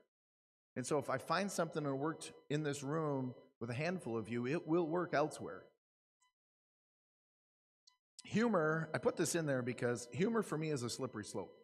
If I say something funny, I can't help but try to find something funnier to say in another minute. And next thing you know, I'm probably skirting the bounds of inappropriateness. Or I've trampled inappropriateness, one or the other. Like, so it's a slippery slope. And how many times, I'm going to say this, you're probably not as funny as you think. A lot of times when we get laughs at an auction, especially in like a charity auction setting, the group's just humoring you because they're uncomfortable. You know, like when you single a bidder out and you say something to Charles that is, you know, maybe not offensive, and he goes, that's it. They're humoring you. He didn't actually think you were funny. I'm not saying get rid of all humor. I'm just saying, like, pay attention to that. If I say something to Charles and he goes, what's he going to do? Oh yeah, keep track. I love this. I'll be sitting like this. Sir, you got to be 4,000. He goes, no, that's it. It's just 4,000. You want to be 4? And they'll go. And they'll look at the person next to them. Every time they're not sure if they're done or not, at a charity auction, they will grab their drink. And then they'll look at the person next to you before they look at you. And then they'll put it down. They're still thinking. I'm not saying that they're done. It's just I find it interesting. I've actually started to like make comments about it. I'm like, you know, I'll say something like, have one more drink and then think about it. I'll be right back. You know, and I'll probably get a few of those stupid, uncomfortable laughs when I do that too. But it's a slippery slope. Like, we're not often as funny as we think. So be careful how we make that humor. You know, come on, cheapskate. I said it to be funny. It was probably offensive, and it wasn't actually funny. So just get rid of it. Just don't do it. Here's something I noticed in the contest last night a little bit. We need to lead our bidders. They should be following us. Okay, when we sort cattle, like, you put pressure behind cattle, and they'll move in one direction until they don't. And then you open a gate, and then they go through it. And I think of that with bidders too. Like, we apply a little pressure, get them where we want to go, and then we open the gate for them. And then they go where we want them to go. So you lead them. You don't need it's not high pressure stuff. It's just gentle coaxing. Here's where I want you to be. I do the same thing. Ryland probably does too at a charity auction. When I have the timeline wrote out and I'm giving the Voice of God announcements and I'm saying, get your final drink. The silent auction's closing soon. We'll be in the next room in just 10 minutes. Head in, find your seat. Like, I'm giving them a direction. And what do people do? Like, they're not looking at their watch waiting for 10 minutes, but they heard it, they acknowledged it, they were part of the conversation. They maybe didn't even break the conversation they were in, but it was somewhere subconsciously it was absorbed. And then when they see that door open, all of a sudden they just go towards it. Like, it's the next signal. If you ever have a charity auction like this, let's say it's in this room, and all of these doors are open because everybody's coming in from the foyer. Is anybody familiar with that type of setup, right? Come in here, everybody's out in the foyer, open the doors up, and you come in and you're like, how am I going to get, like, there's a handful of people straggling out there. They won't leave the bar. We've told them 10 times it's time to start the program. They keep standing there. If you want them to come inside, the best thing that you can do is shut the door. It's amazing. When you shut the door, everybody's like, the hell, you're starting without me. And boom. And the other half is like, oh, they're serious. Yeah, I don't want to be left behind. Who wants to be left behind? Nobody does. So when you shut the door, they feel left behind. They come in. No more announcements. Or you could give announcements so you're blue in the face, they just stand there. Because their part of their conversation is with their friend, not with you. And we're selfish, so you can start your program, my conversation. As long as this person will talk to me, I'm going to stand right here. And then you shut the door, and they're like, oh, I got to go. It's really, it's neat. I love watching those kind of things. I love studying those kind of things. Dig deeper. Practice every day. There are so many ways to practice this. If being in the auction contest was the first time you practiced your chant, you wouldn't do very well, right? And we chant as we go down the road. We chant in the shower. We pull a speaker out and we chant in the basement or the attic or wherever we're at. Like, we practice wherever we can. All of these things we just talked about, you can practice 1,000,000 times a day in the supermarket. You can practice with your wife. You can practice with your children. You can practice with your husband. You can practice with your boss. You can practice with a client. You can practice when you get pulled over. You can get, whatever. Like, there's so many ways that you can practice these things in the confidence. When I didn't work on the road as an officer very much. I was horrible at that part. But I'd pull somebody over, and I'd say, Charles, you know how fast you were going? And you'd look right back at the speedometer.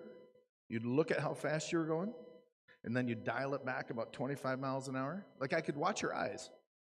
They'd come back and you go, 50? Well, I had you at 75, Charles. Oh, really? Like it was so consistent. Like everybody did the same thing.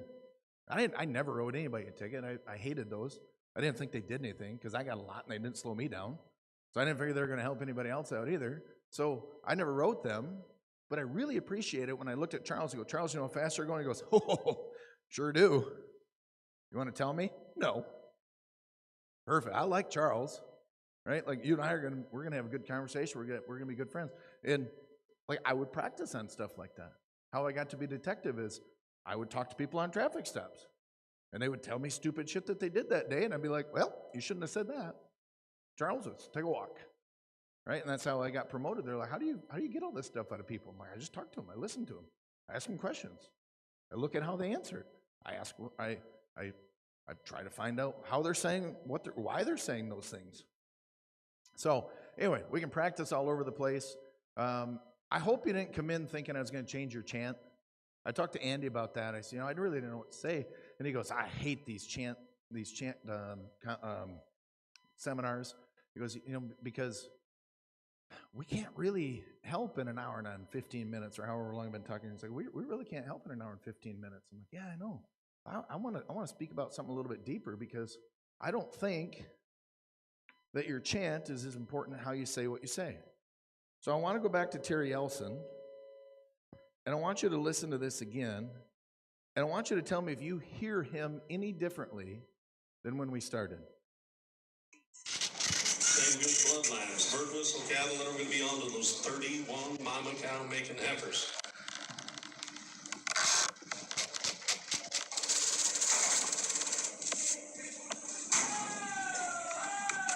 This is him with his phone just next to the mic, by the way, so there's a lot of background.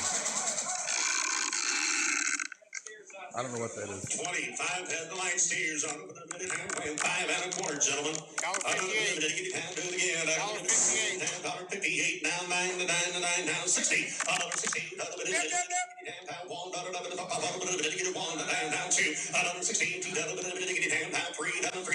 Hey guys, $1.63, only weighing 5 and a quarter. Everybody in the house ought to be bidding here. $1.63 now, $4, $50 down 5, $1.65.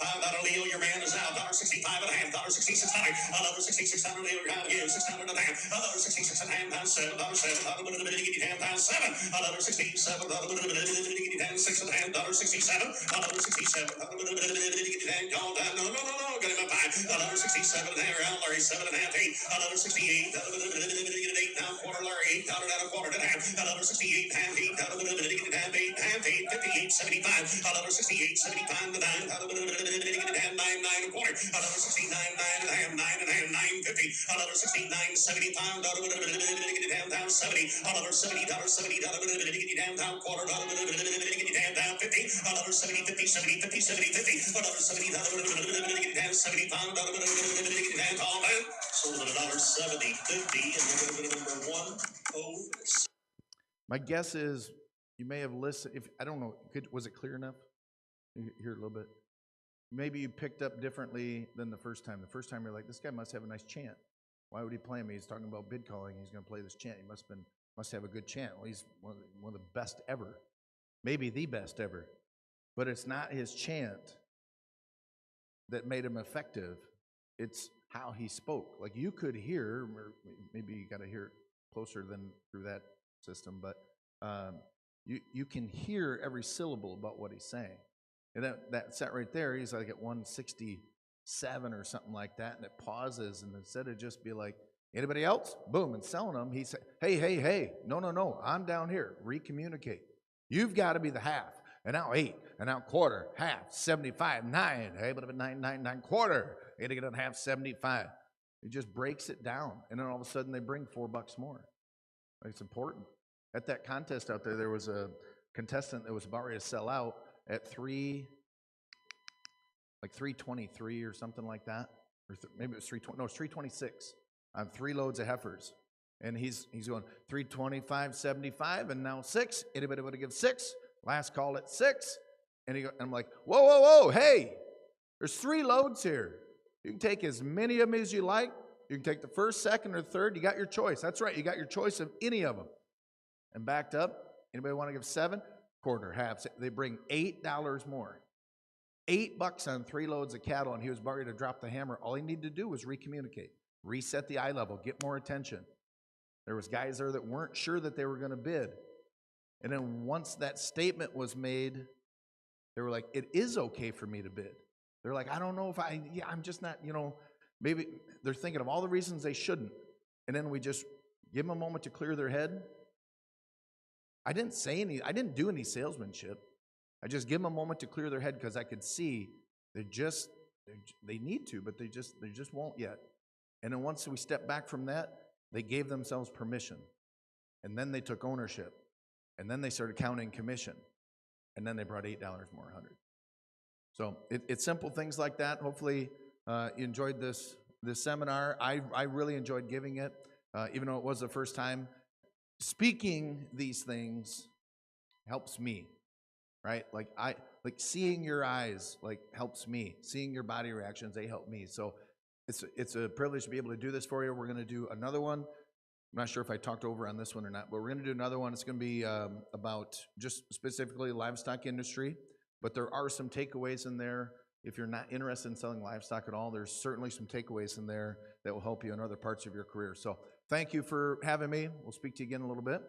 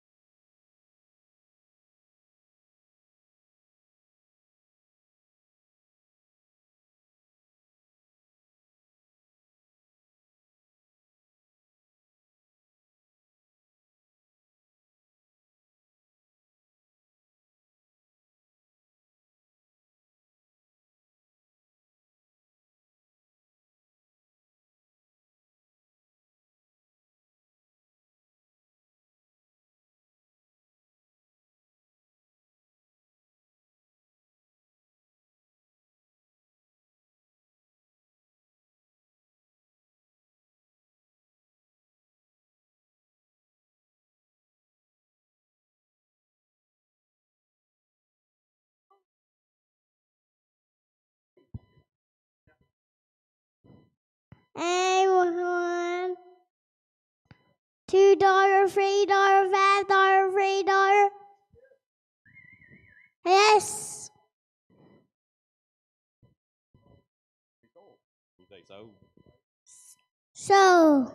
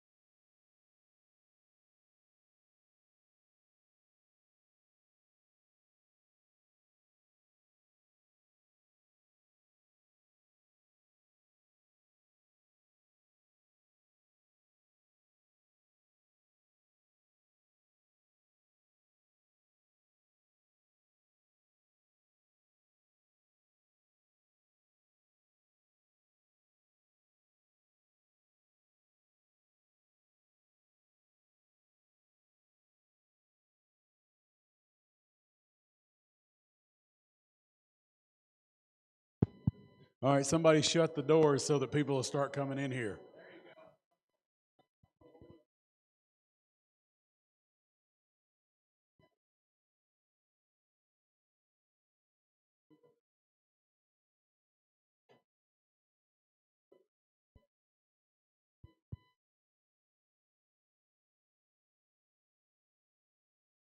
All right, I'm sorry, but this will actually be the first time Wade's ever done this class, so.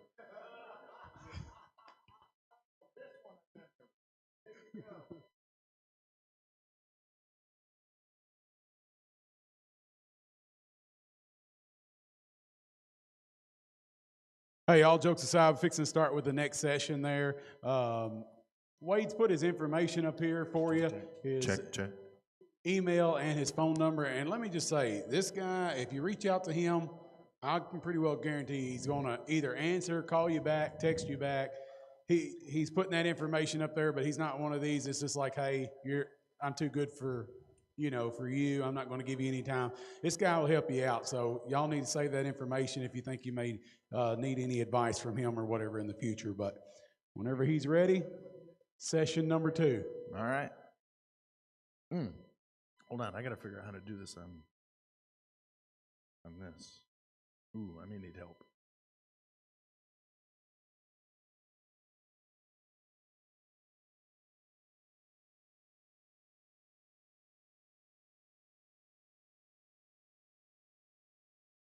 Okay.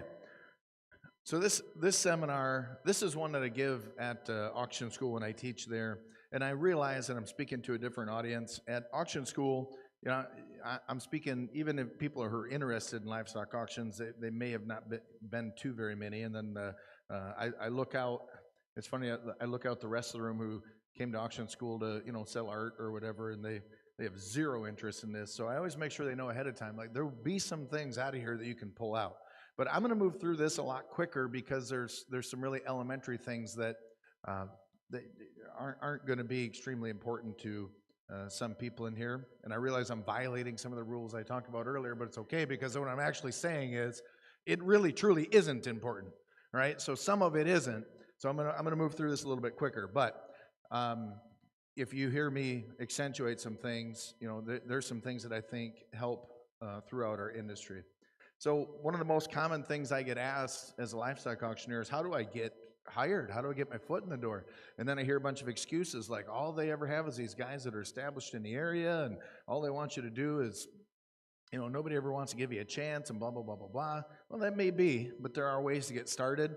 And then there's even more important is how to keep your job once you get it.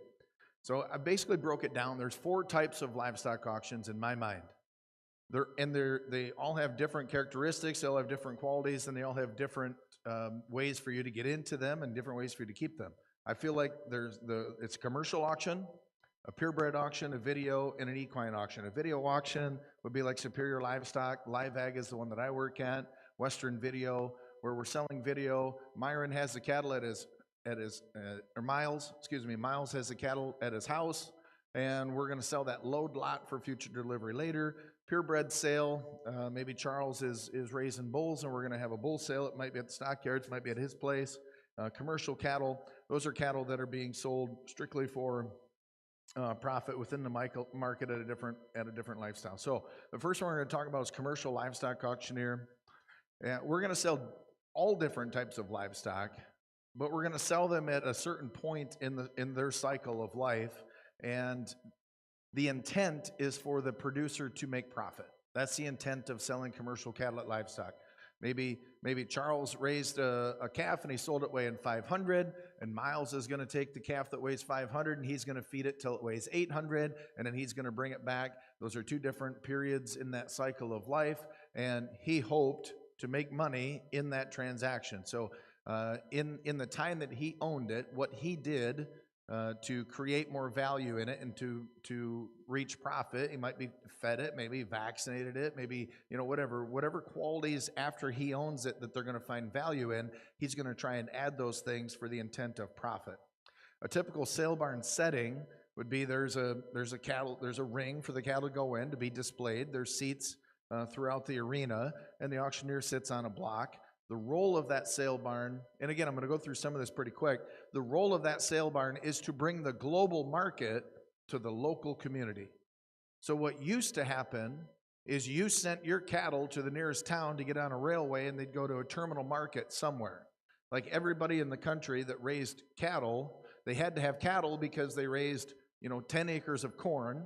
So they went somewhere, or maybe they had some cows and had calves, and they would get, let's say, 10 cattle. They'd harvest their corn, they'd feed their cattle. Once they were done feeding the cattle, once they were out of feed, they'd send the cattle to the railway, they'd get on a train, and they'd head to Fort Worth or Chicago or Kansas City or Omaha, and they'd go to a terminal market. And when they got off the train, there'd be one person standing there, and they'd watch the cattle go by, and he'd say, send those to Swift and pay them 18 cents. And because there was usually 2 packers at each one of the terminal yards. So there was the only competition would be if was Armour maybe was standing there instead. But there'd be somebody there negotiating between the 2 plants. Armour would say, we're going to give 19 cents for that kind, and Swift would say, we're going to give 18 cents for this kind. They'd come off the trailer and say, those are Swift's kind, send them to Swift and pay them 18 cents. That's how it worked. So you had to send your cattle to the global market. They changed it in, I don't know, probably 30s, 40s, whenever they started making trucks, basically, livestock trailers. They made it so that you could have a local market, and then Armour and Swift and JBS and whoever else was around at the time, they sent their buyers to the local market. So the global market was brought to the local community as opposed to what it used to be. So that's the role of a stockyard. There's 2 types of livestock being sold there. They're either going to go back to the farm or they're going to go to slaughter. There's 2 types of buyers. You either have a professional buyer, somebody's getting paid, or you have an amateur buyer, you have farmer feeder or something like that, but it's somebody who's not getting paid. Doesn't mean he doesn't know what he's doing or she's doing, but they're just not getting paid for that. Our value, where your value comes from, I'm not supposed to. Yeah, I'll talk about that in a little bit. Where our value comes from, where we add value as a livestock auctioneer is in marketing the cattle. I'll talk a little bit more about this later, but in marketing the cattle, making a producer feel good and getting to the market on those cattle, making sure that you sell them for what they're worth, and how you get your foot in the door, we'll talk about that. In a sale barn setting, a commercial livestock setting, most cattle are the term for selling them is CWT, meaning per 100 pounds, 100 weight. That's the CWT. C for 100 and then WT for weight, 100 weight. So if I sell it by the pound and I sell it for $3.37 and a dime, I'm saying $3.37 and 10% of a penny. And we can't do that, so we multiply it by 100, and it's 337 and a dime. So we're selling it by the 100 pounds. So that's where that comes from. That's why it is that way. There's a ton of confusion around the country about that with the general public, but that's why it is that way. Once in a while, we'll sell by the head. So what that means is we're not selling it by the pound. So if Charles has a bred heifer that he brings in, the value in that heifer is in her ability to have a calf. It's in the value of the calf. So it doesn't matter what she weighs to a certain extent. I mean, if she weighs 400 pounds, that's a bad thing. But it doesn't matter if she weighs 1050 or 1200. So there's no sense of selling it by the pound. You sell it by the head. Meaning if I bid 3,000, I've bought the animal by the head. Does everybody understand that? All right. At the stockyard, we add value by sorting the cattle for sex, size, weight, quality, condition, anything that will affect its value. And then typically, this is a little bit regional, but typically we're going to put groups together of like value and like qualities so that we can be efficient at the market and sell more at a time. Now, if you're in Alabama, they're probably going to sell them single. Texas sells a lot of singles. It's really hard for them. Florida sells almost all singles. It's really hard for them to group cattle up because they may not sell, the producer may not have a program that has 2 cattle that look alike, you know, and the only reason that they even sold that day is just because they're able to catch some. They're like, oh, I got a Monday off, and the cattle are up by the road. I'll open the gate and let them in, throw a couple of ears of corn in there. They'll come in. I'll sort off a couple calves and send them to town. In Florida, my friend Marcus sells at a market down there. That's legit how they do it. I've helped them do it. In other areas, let's say South Dakota, for example, they may produce, they're going to calve one time a year. A lot of their cattle are going to be very uniform. If somebody's got 200 cows, they're going to calve all 200 of them out within a 60-day period. So when they're ready to send to town, there's usually 4 cuts of cattle. You've got steers and heifers are going to be separated. So inherently 100 here and 100 here. And then there's generally 2 cuts for 2 heat cycles within 60 days. So if the big group of steers weighs 600, the light group is going to weigh 510. If the big group of heifers weighs 575, the light group will weigh 475. And you're pretty much going to sell all 200 head in 4 drafts. And so it's different for different areas of the country.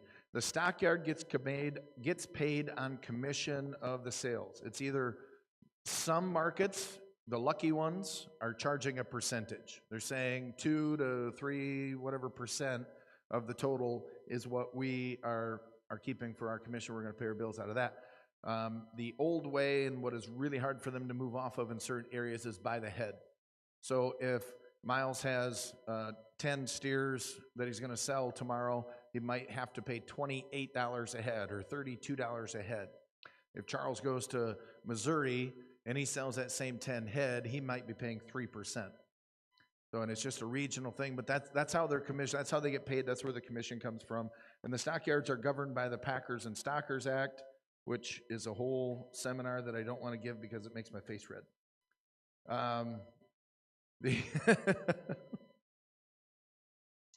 A sale barn will pay their consignor on the day of the sale. Literally, when I say sold, if I sell Charles's 10 head, when the 10th one comes through and I say sold, he can literally get up and walk to the office and have a check given to him at that moment that is guaranteed. He can walk, if they're Winter Livestock, they own a bank, right? So they sell cattle and then they own a bank. So he can walk out of Winter and go right into their bank and cash that check 10 minutes after he sold his cattle, or deposited, I guess you should say. Here's where the commission is really, really valuable in this regard, I think, or even sometimes cheap, especially with today's interest. But the buyer of that, so if Miles buys Charles cattle, Charles gets his check and he's happy as a clam, he goes right to the bank. Miles gets 5 to 7 days until he has to pay us. So we have to pay, unless we got that much money on hand, we got to pay the interest on those 5 to 7 days. And when you start having $5, $6, $8, $10 million sales, that really, really adds up. And if you're charging $28 a head, it'll take a big chunk of it.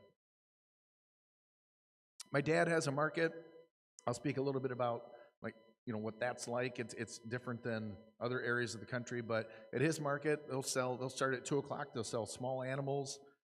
Then we'll go inside. He'll sell hay and chickens and whatever.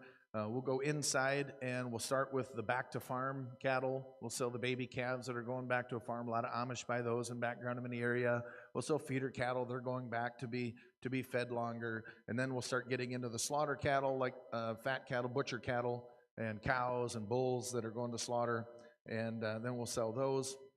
The value changes at different parts of that lifespan. And the buyers change. There's different sets of buyers. If we have baby calves, 2 weeks ago on Monday, I was selling baby calves, and we had like 12 baby calf buyers. Like 2 that buy every week, and buy most of them, that have orders for them, and buy most of them.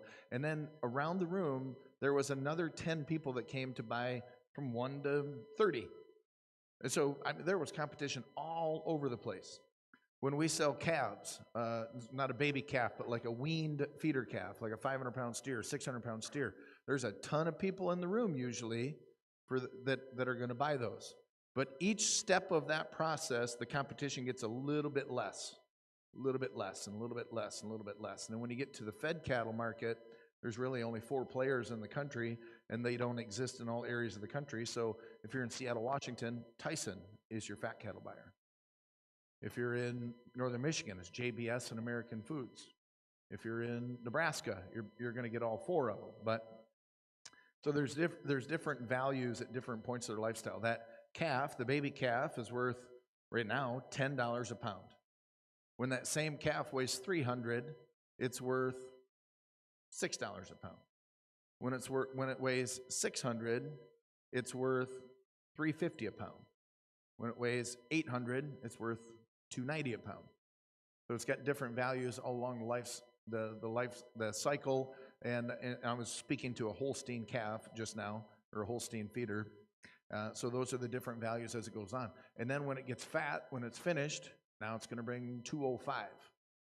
So different values, but you're capturing profit as you take it from 100 to 300, 300 to 600, 600 to 800, 800 to 1600. There's different, people are set up differently, and there's different profit margins within each of those. But you're basically getting paid for the feed that you're putting into those animals as a producer. Your buyers, being professional, they have an order to fill. They're going to sit in the seats, and they're going to flag their card. They have an order to fill. That means somebody has told them, I will pay you to buy me this type of animal. And then they get paid on how good they are at doing that. Slaughter buyers are buying the carcass, right? So that's what's left after the hide and the entrails and all the non-edible are removed. They're buying the carcass. So if a 1,600-pound Holstein steer comes through, they have to say, okay, I'm bid $340, and that animal is going to yield 56%. So if it weighs 1,600 now, the carcass is going to weigh closer to 860 or whatever it is, whatever 56% of 1,600 is. So I can give $340 for those 860 pounds. Does that make sense? And so they have to figure out the yield right away, and then times that by what they can pay for the carcass. The feeder buyers, back to farm buyers, they're getting paid based on how close what they've bought is fitting what their order is. So if Charles said to Miles, I want you to buy me 3 loads of black steers that weigh from 500 to 5 1/4, and you can pay $5 a pound for those. And what he sends you back is 2 loads of red steers weighing 600 that he bought for $513. You would not hire him as your order buyer anymore, and you wouldn't be real happy about the job that he did for you. Does that kind of make sense? Those professional buyers, typically, especially for me, they know the market better than I do because they know exactly what they can pay, right? They're not going to necessarily come up and tell me. I mean, some are transparent about that, but it really doesn't do any good anyway because I need to know what everybody else can give too. And then we also have to have the same opinion on the value of it. Miles might think that steer is going to make 56%. I might look and say, should do 54. And Charles might say, I think it'd make 58. We're all going to have different valuations. He might think it's going to be a choice. I might think it's going to be a prime. He might think it's going to be a select. Those are all different values there. But all of the professional buyers are graded upon how they perform when they're given that order. They know the market really well. It's our job to basically get them to give all that they can. I think I get into this later, actually, so I don't want to start now. Amateur buyers, they're not getting paid to buy. They're buying for their own use or maybe a friend's use or something like that. They're typically not getting paid. It doesn't mean that they don't know the market. It doesn't mean that they don't know what they're doing. It just means that they're not doing it for a living. There are times they don't know what they're doing. There are times they don't know what they're worth. That's not unusual. An amateur buyer, they may not be accustomed to the auction chant. It might be the first time they've been to an auction. They just bought 5 acres and they want a cow. And they come into the sale and they sit down and hold their number up and have no idea what they're doing. And that's where the CWT comes involved, because I might be selling at $338, $339, $340, sold $339, and they go out and write a check for $339 when it was actually $3,000. It happens.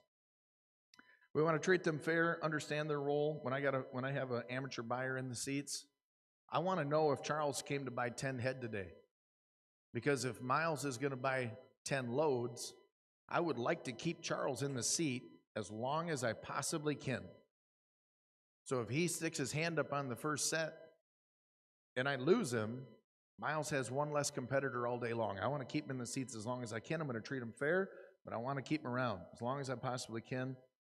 I try not to talk about buyers outside of the sale, especially the professional buyers.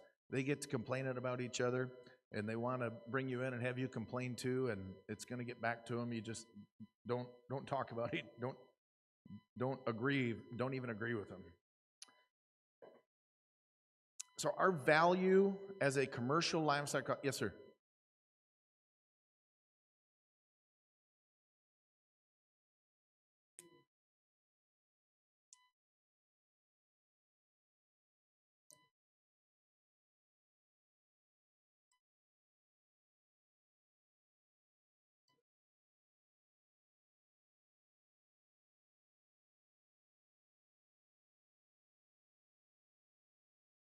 Yep.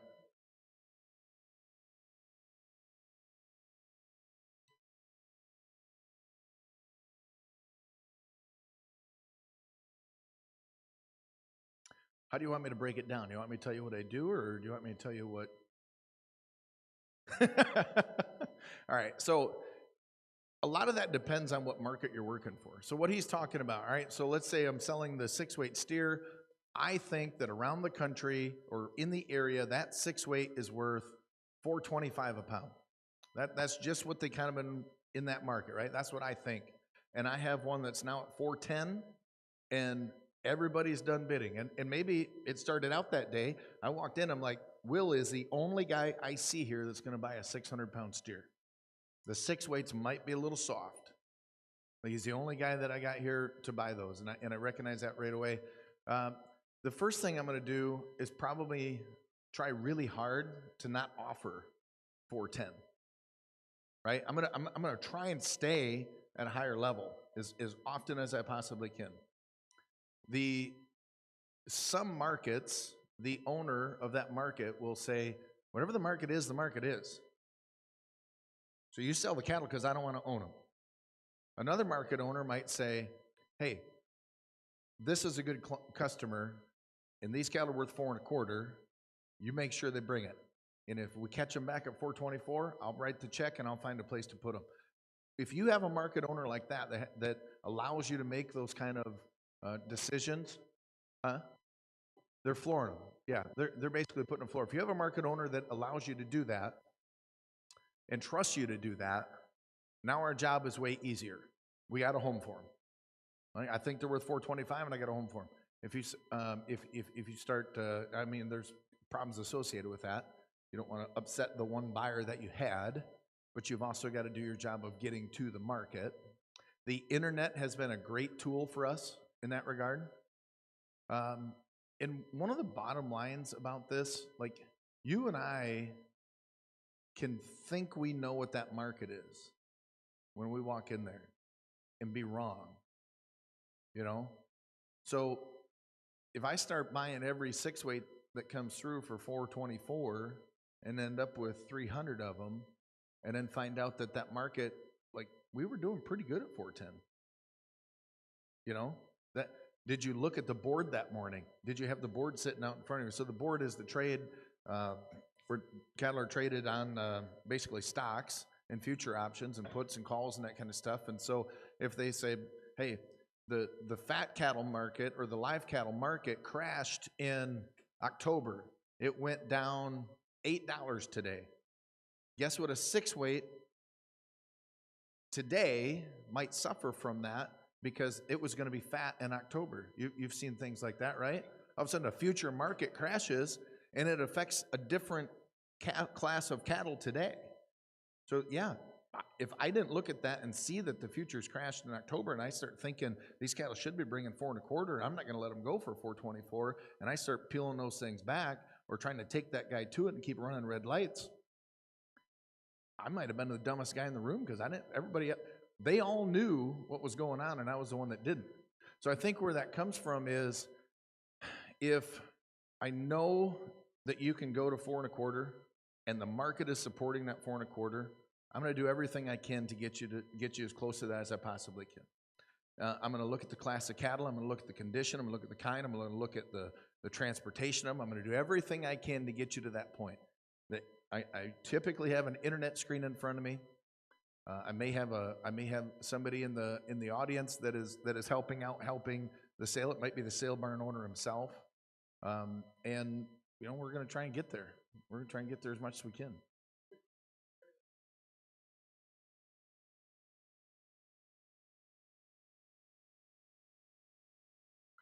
For the most part, yep. I'm gonna gather as much as I can based on what that market is today. Yep. And you might. Here's something that's really hard. So I talked to a guy. He's got a market in Washington State, and he was talking about his 8 weights. He's like, as these cattle get bigger and bigger and bigger, we have fewer and fewer people. I really only have one outlet for those things, and that guy wants to give, $346 for that 8 weight, and I see him bringing $360 around the country. And he talks to a buyer, and the guy's like, well, I just bought some for $353 in my backyard. Yours are 1,000 miles away. And all of a sudden he's like, oh, I didn't realize how good my market was. Because all he was seeing was what these cattle are bringing around the country. He didn't realize how good he was actually getting it that far away.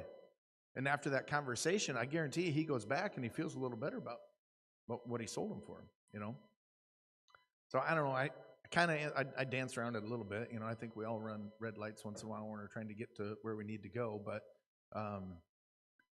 I think I kind of answered it a little bit there. Here's another thing. When we sell yearlings or we sell calves, when we sell calves, there's a lot of people bidding.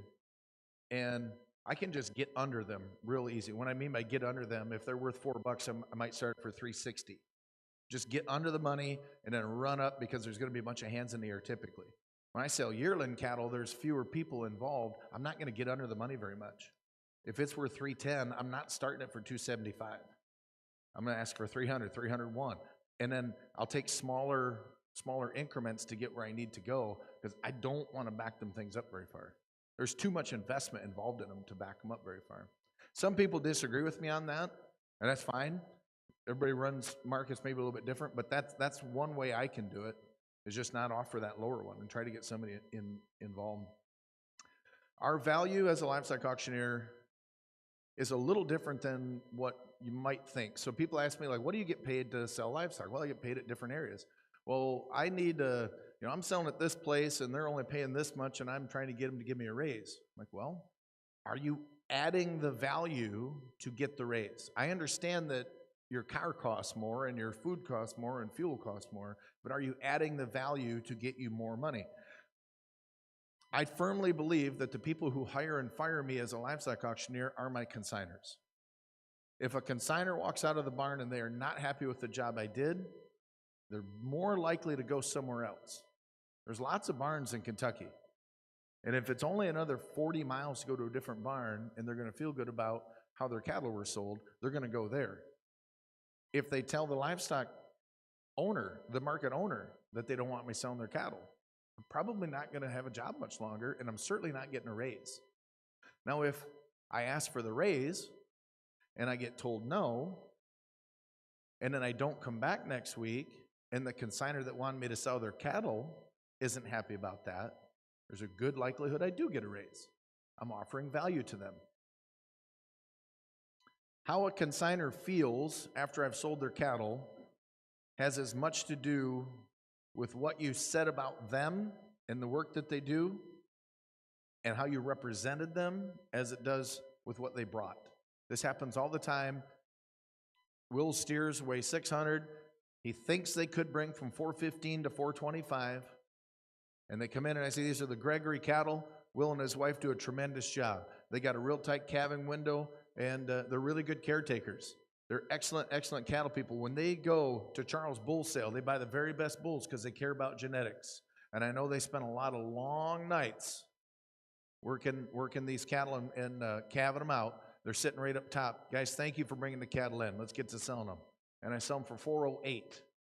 You're like, oh, feel pretty good. Your chest is back, right? Now, as opposed to, all right, I think these are the Gregory cattle, aren't they? Yeah, they look like the Gregory cattle. All right, here we go. $390. 1, 2, 3. I have it up at 4, 5, 6, 7, 8, and I get to $430, and I sell them. Now let's get into Charles cattle. All right, Charles cattle are coming in. Yeah, these are Charles. Yep, these are Charles cattle. Yep, that's right. He's got 60 in town, and then Will's up, and he's just like, that's it? That's it? That's all I get? He got $22 a hundred more the second time, but he's not as happy because he didn't know what the market was, and I didn't acknowledge what he did and the quality that he put into it and the time he put into it. And I grew up on a farm. We calved out cows, and my dad still has mother cows. And it sucks. You're out there at, he'd come in and wake me up at midnight. I got a cow that's got a calf breached, and you get up and put your stuff on and go down. Then he wants you to stick your hand in there and turn the calf around. The vet's coming out, and it's cold. The water's all frozen.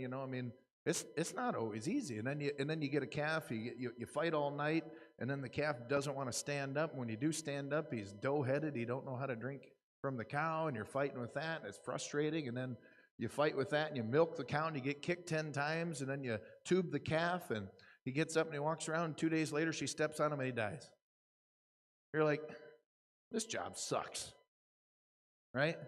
Now, how would you feel, or how would I feel, if I brought all my cattle into town and Charles sold them and he never acknowledged anything that I did? Right? Make them feel good. And it's not just in this livestock arena. Like, all of our sellers are that way. Marion Russ he's the one that brought me to South Dakota to start selling, and he's an icon in the industry. And he says, really simple, there's two things that people want to hear: their name and their hometown, because they're proud of both.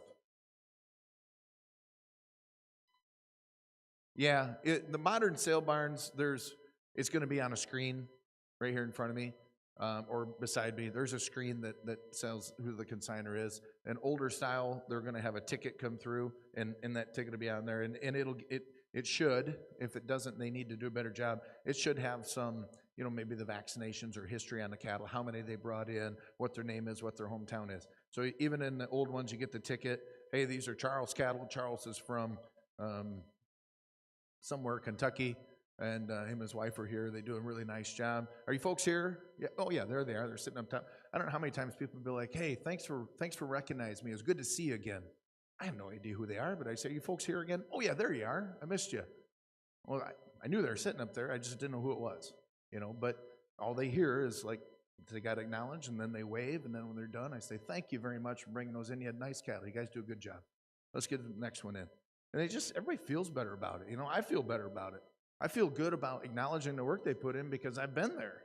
Not as long as they have, but I've been there.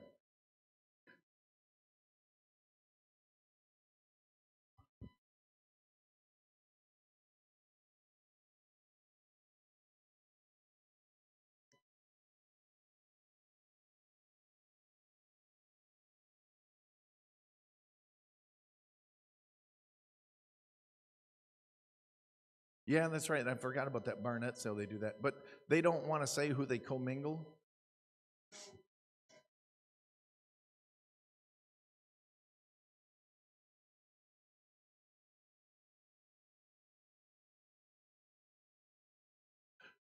Would it be because they don't want somebody else to feel like theirs weren't good enough to be in the graded cattle? Maybe something like that. Okay, I can understand that. Yep. I see what you're saying. Yep. I think I would still say something along the lines of, though, like, as we're moving into the graded cattle, we're going to have about 3 loads of these cattle. They'll be as good as anywhere in the country. We've got some local producers that really put the work in. Or if they don't want me to separate them that way, because maybe if I say they really put the work in, maybe the other producer hears that they didn't.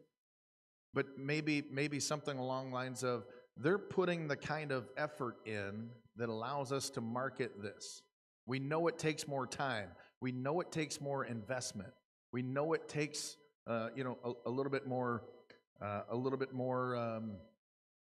risk, right? And so then the other producer who isn't the graded, it's like, yeah, maybe I'm not investing as much time, and maybe I'm not having as much risk as they are by checking all those other boxes, and I'm not having the same investment. So maybe they are hearing that. So I think that's probably how I would say it, but I would still try to say something to that, because as if I'm watching my cattle sell in the graded, and you're giving the local producers who allowed that to happen a little bit extra, saying you've put in the time and the effort and the, you know, I think they would still hear me and acknowledge that. Does that make sense?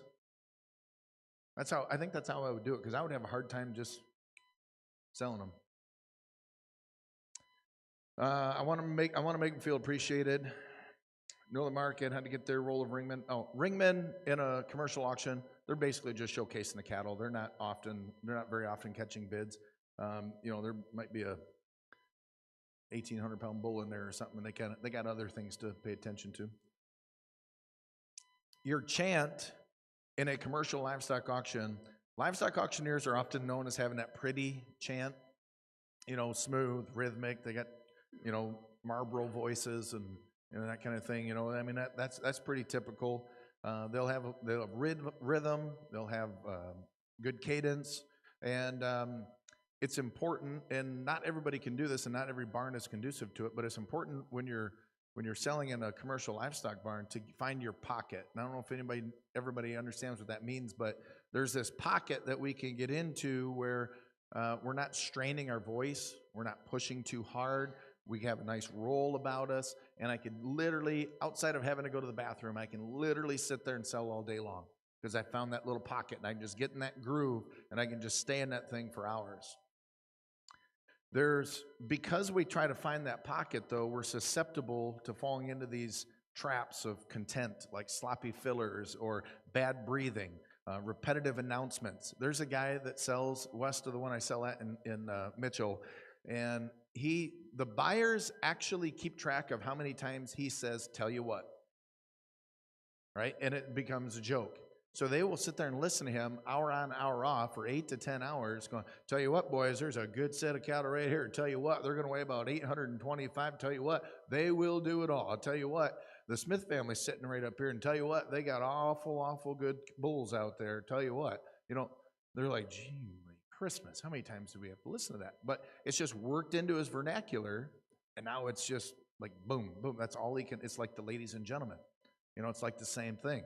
So it's easy to fall into those things. The bad breathing. There's another one. He doesn't have the best chant in the world. He's a little bit west there too. But what gets me is his breathing. He'll be 25 on a minute and 6, now 7 a minute and 8, now 9, and it's all the time. Like every single time he's pulling in this gasp. And I don't even think he's breathing in that deep. It's just he must have the mic like behind his teeth, because it's like every time. Be careful of those kind of things. The hip and the whoop, you know, be careful of those things, especially because if you're outside and you have one of those, like a piercing thing that comes into your chant, it's a little bit easier. But if you're in a sale arena where that sound is bouncing around and you make one of those high pitch, like up 400, I'm on a minute, up 600, like it can be a lot. So you have to be cognizant of those kind of things and be careful about those. You don't want those little ticks like that. Those guys might have to sit there listening for 8 hours. You don't want those ticks sneaking in and causing them to have problems. You're going to breathe a lot of dust, and you're going to deal with poor sound. Take precautions. Put a fan behind you. Blow the dust away from you. Get a monitor sit next to you if you got bad sound. You're going to sell for hours and hours there. So some of those guys are going to get pretty sick of listening to you if you have those ticks, or you're saying "tell you what," or you know, those kind of things. They'll get a little sick of it. But the good part about that is, if they like you kind of stand out. If somebody else has got a tick or something like that and says "tell you what" 6,000 times, they kind of like it when you don't. To get started, here's the one thing I want you to know about getting started in this industry. If you own a livestock market, you may sell from 200 to 12,000 head, depending on where you are in the country. Let's say you're selling a market that sells 1,000 head. And that 1,000, yes, sir.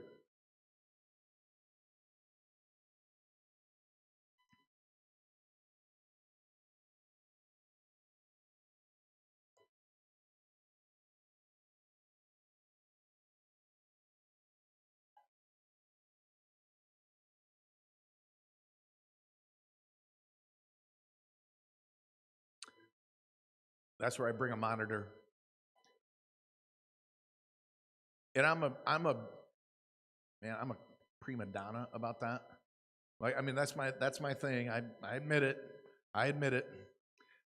I admit it. I'll go to the market and I'll be in Harriet in a couple of weeks, and I'll be walking into my monitor ready to plug it in. I'll show up earlier and I'll get it plugged in, and everybody on the block will be like, "Why do you need that?" I'm like, "Shut up, because your sound sucks. If you would spend $1,200 on good speakers, I wouldn't need this.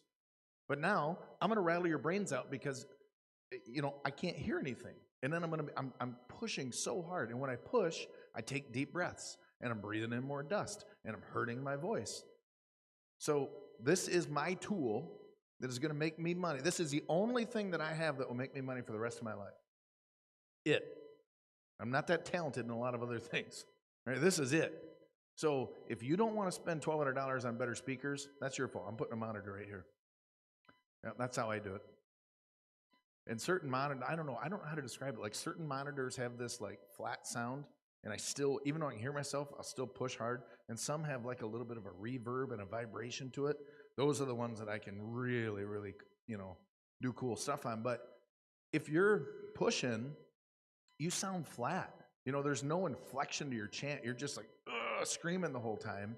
Whereas if you can find that pocket, your chant can ba-boom, ba-boom, ba-boom, ba-boom, ba-boom. You can do those different things that are cool.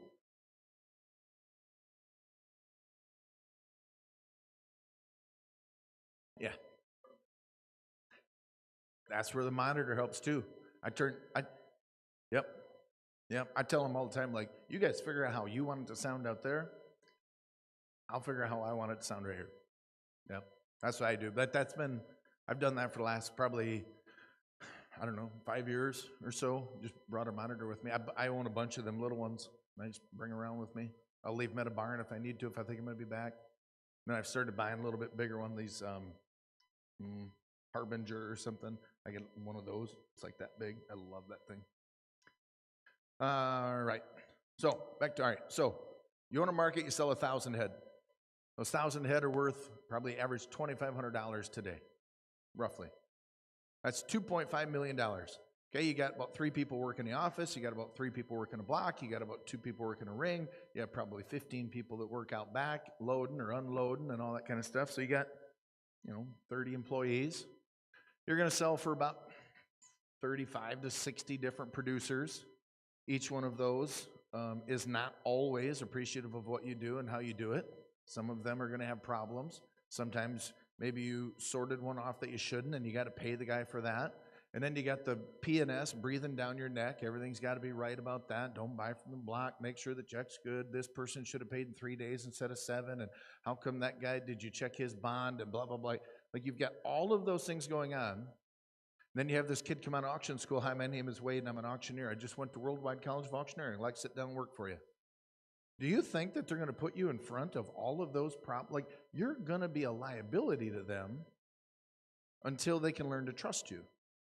So, quite frankly, if you want to sell at a barn, either have a reputation to where they'll trust you immediately even without knowing you, or build some trust, build a relationship. And that goes with anything that we're selling. If Andy White was not known as one of the best auctioneers in the world, and people knew that if they took equipment there, they were going to get the absolute best in the market, what that market would allow, he'd have a tough time getting consigners, but he's built relationships and he's got a reputation, so he's going to get them.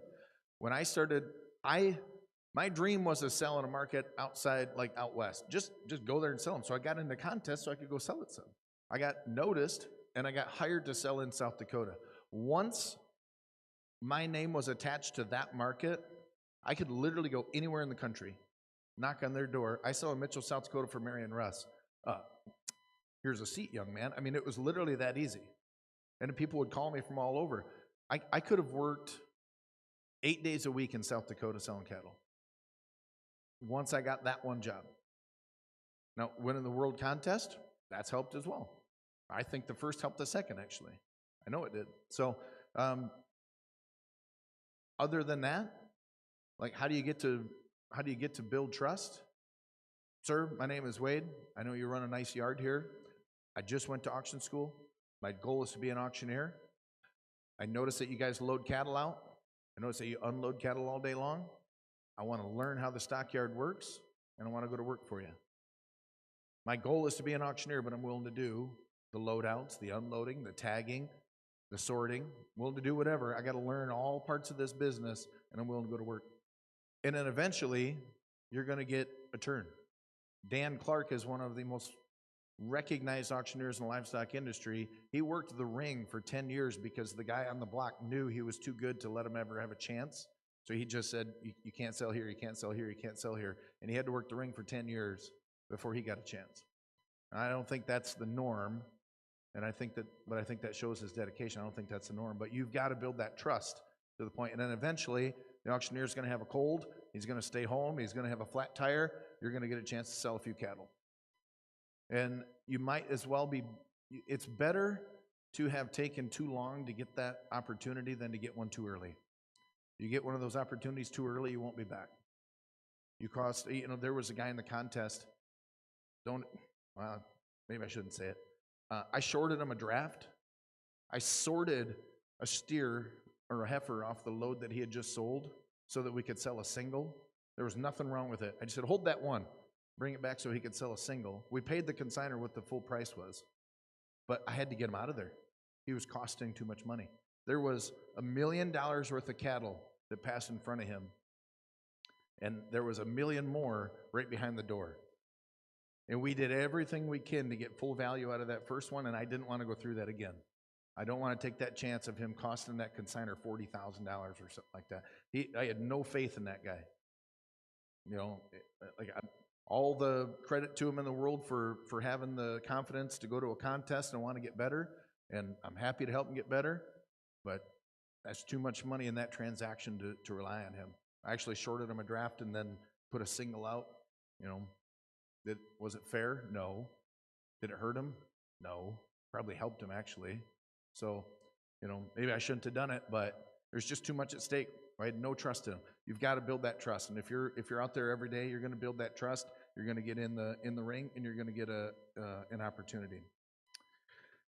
So I talked way longer on that than I thought I was going to. The good news is, I don't know that much about purebred. So I'm just going to give you a couple of the highlights. I'm going to sell a purebred sale. It sounds like next year. I've got asked to do a few. I'm going to dive into it. I got a text yesterday to start doing one. I'm going to dive into it a little bit. But here's what I know about it. You're selling usually male or female for breeding purposes. You might be show stock or those male and female for breeding purposes. You might be in a sale barn setting. You might be in somebody's farm with a sale barn type setting.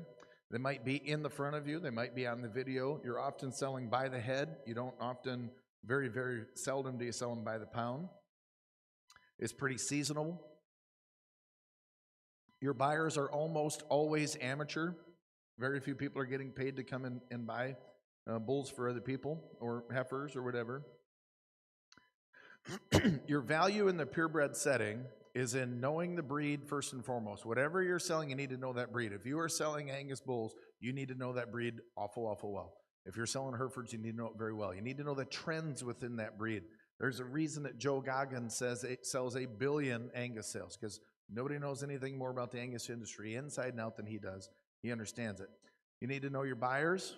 If you want to add some value as an auctioneer, bring a few buyers. Find an order. I'm going to sell the Michigan Cattlemen's Association's bull sale, Angus bull sale, or Angus Sim bull sale. Well, my dad buys bulls.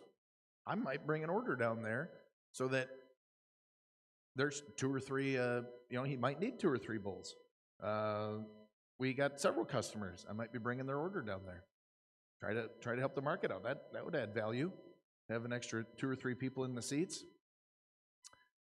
Know when and how to push value. What that means is not necessarily pushing the bid like you might read that as.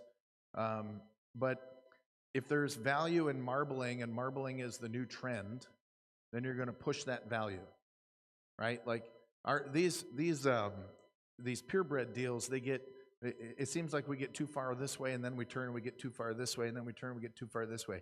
We're all about marbling. Okay, we're going to go this way. Whoops, our carcass got too small. Okay, we're all about bigger carcass. Oops, we lost all of our feedability. All right, well, we're going to get back over here to, and maybe they weren't docile enough, so we're going to chase that for a while. Like they're always kind of going back and forth and chasing those traits. Well, you need to know what those are, and you need to know to push the value that they're looking for at that time. Are you looking for marbling? Is that the hot thing? Well, you need to push that. Vocabulary of marketing, I think it's a whole new vernacular when you're talking about vocabulary of marketing. Listen to Matt Lowry. He's another guy that sells a ton of bull sales. He'll use similar things at all these bull sales, but it sounds different. It's not vernacular that I would necessarily use at a commercial sale. Urgency of your chant and phrasing is really important. The speed at which those purebred auctions go is really, really important. So there's another part in here about, sacrifice the lamb to benefit the flock. So what that means is I might be on bull number 10, and I'm at 4,250 asking 4,500, and Charles is thinking about it, boom, sold, 4,250. Next bull comes in, this number 8. Could I have gotten another $250? Potentially, probably, but it might have cost me $250 on the last 20 bulls. So that $250 I made at noon cost me $2,500 at 4. So you've got to, sometimes for the sake of expedition, you've got to sacrifice that one for the benefit of all of them. Create the pace and keep people around. And also, Charles might have been the guy that the ringman came back and said, Charles is going to buy 2 bulls today, and they're going to be high marbling bulls. That's what he's looking for. He's looking for a big ribeye, and he's looking for high marbling content in those bulls. And so this was one of those, but I know I have 40 of them. And Charles, if I sell him a bull, I can only sell him one more. So as he's thinking about 4,500, boom, sold, 4,250, next one comes in. Does that make sense? I sacrificed $250, but I want to keep him around because if he wasn't here, that bull might have brought $3,750. And then the rest of them, after he gets up and leaves, they might be worth $3,750. So I want to keep him around as long as I possibly can. The sellers in those they're gonna choose comfort over talent every time. How many people come to me and they say, you need to start selling this sale. That auctioneer is horrible. He's horrible. He does a horse sale in Oklahoma, or there's a bull sale in Missouri, whatever it is. The auctioneer's got a really bad chant. Like, they probably don't care what his chant sounds like. Like, he's probably offering a ton of other value for them, like knowing the breed, bringing buyers, and most of all, he's adding comfort. If a bull producer is making a significant investment in what they're doing, and they need to be able to trust that person is going to be able to handle that investment correctly. And you're offering peace of mind. The third one, this one I started doing a little over a year ago. I'd sold Superior once, and the gentleman I was working that hired me to do that started a new company called Live Ag, and that's who I'm with now. And this is a totally different model.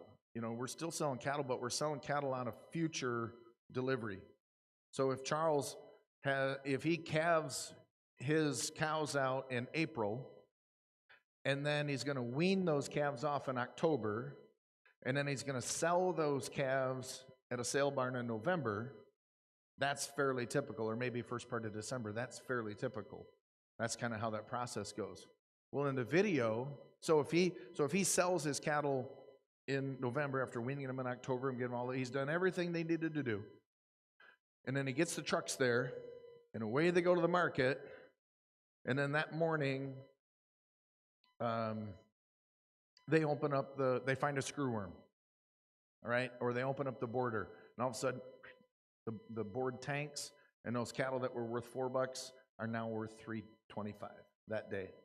Well, that's bad luck on your part, right? It was good yesterday, and it's not good today, but that's the day that you were going to sell, and so there they are in the market. I mean, that's luck of the draw. Well, you don't have to sell them, but now we got to haul them back. So there's added expense in keeping them as well.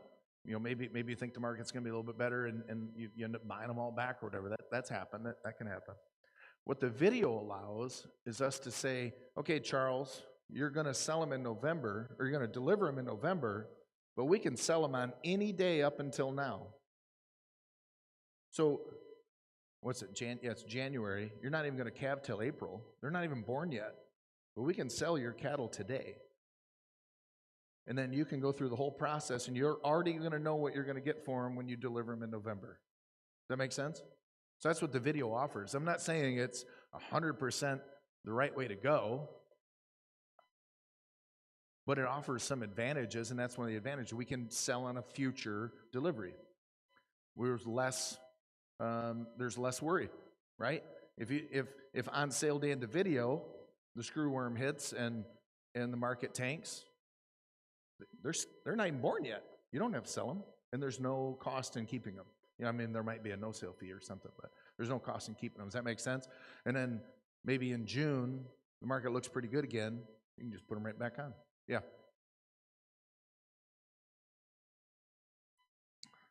When he sells them, yep. So that's a good one. So he's going to get paid at delivery. The buyer is going to pay a portion up until then. So let's say so we have a contract. So you're going to pay $50 a head to sign the contract. You're going to be guaranteed that you're going to get the price at delivery.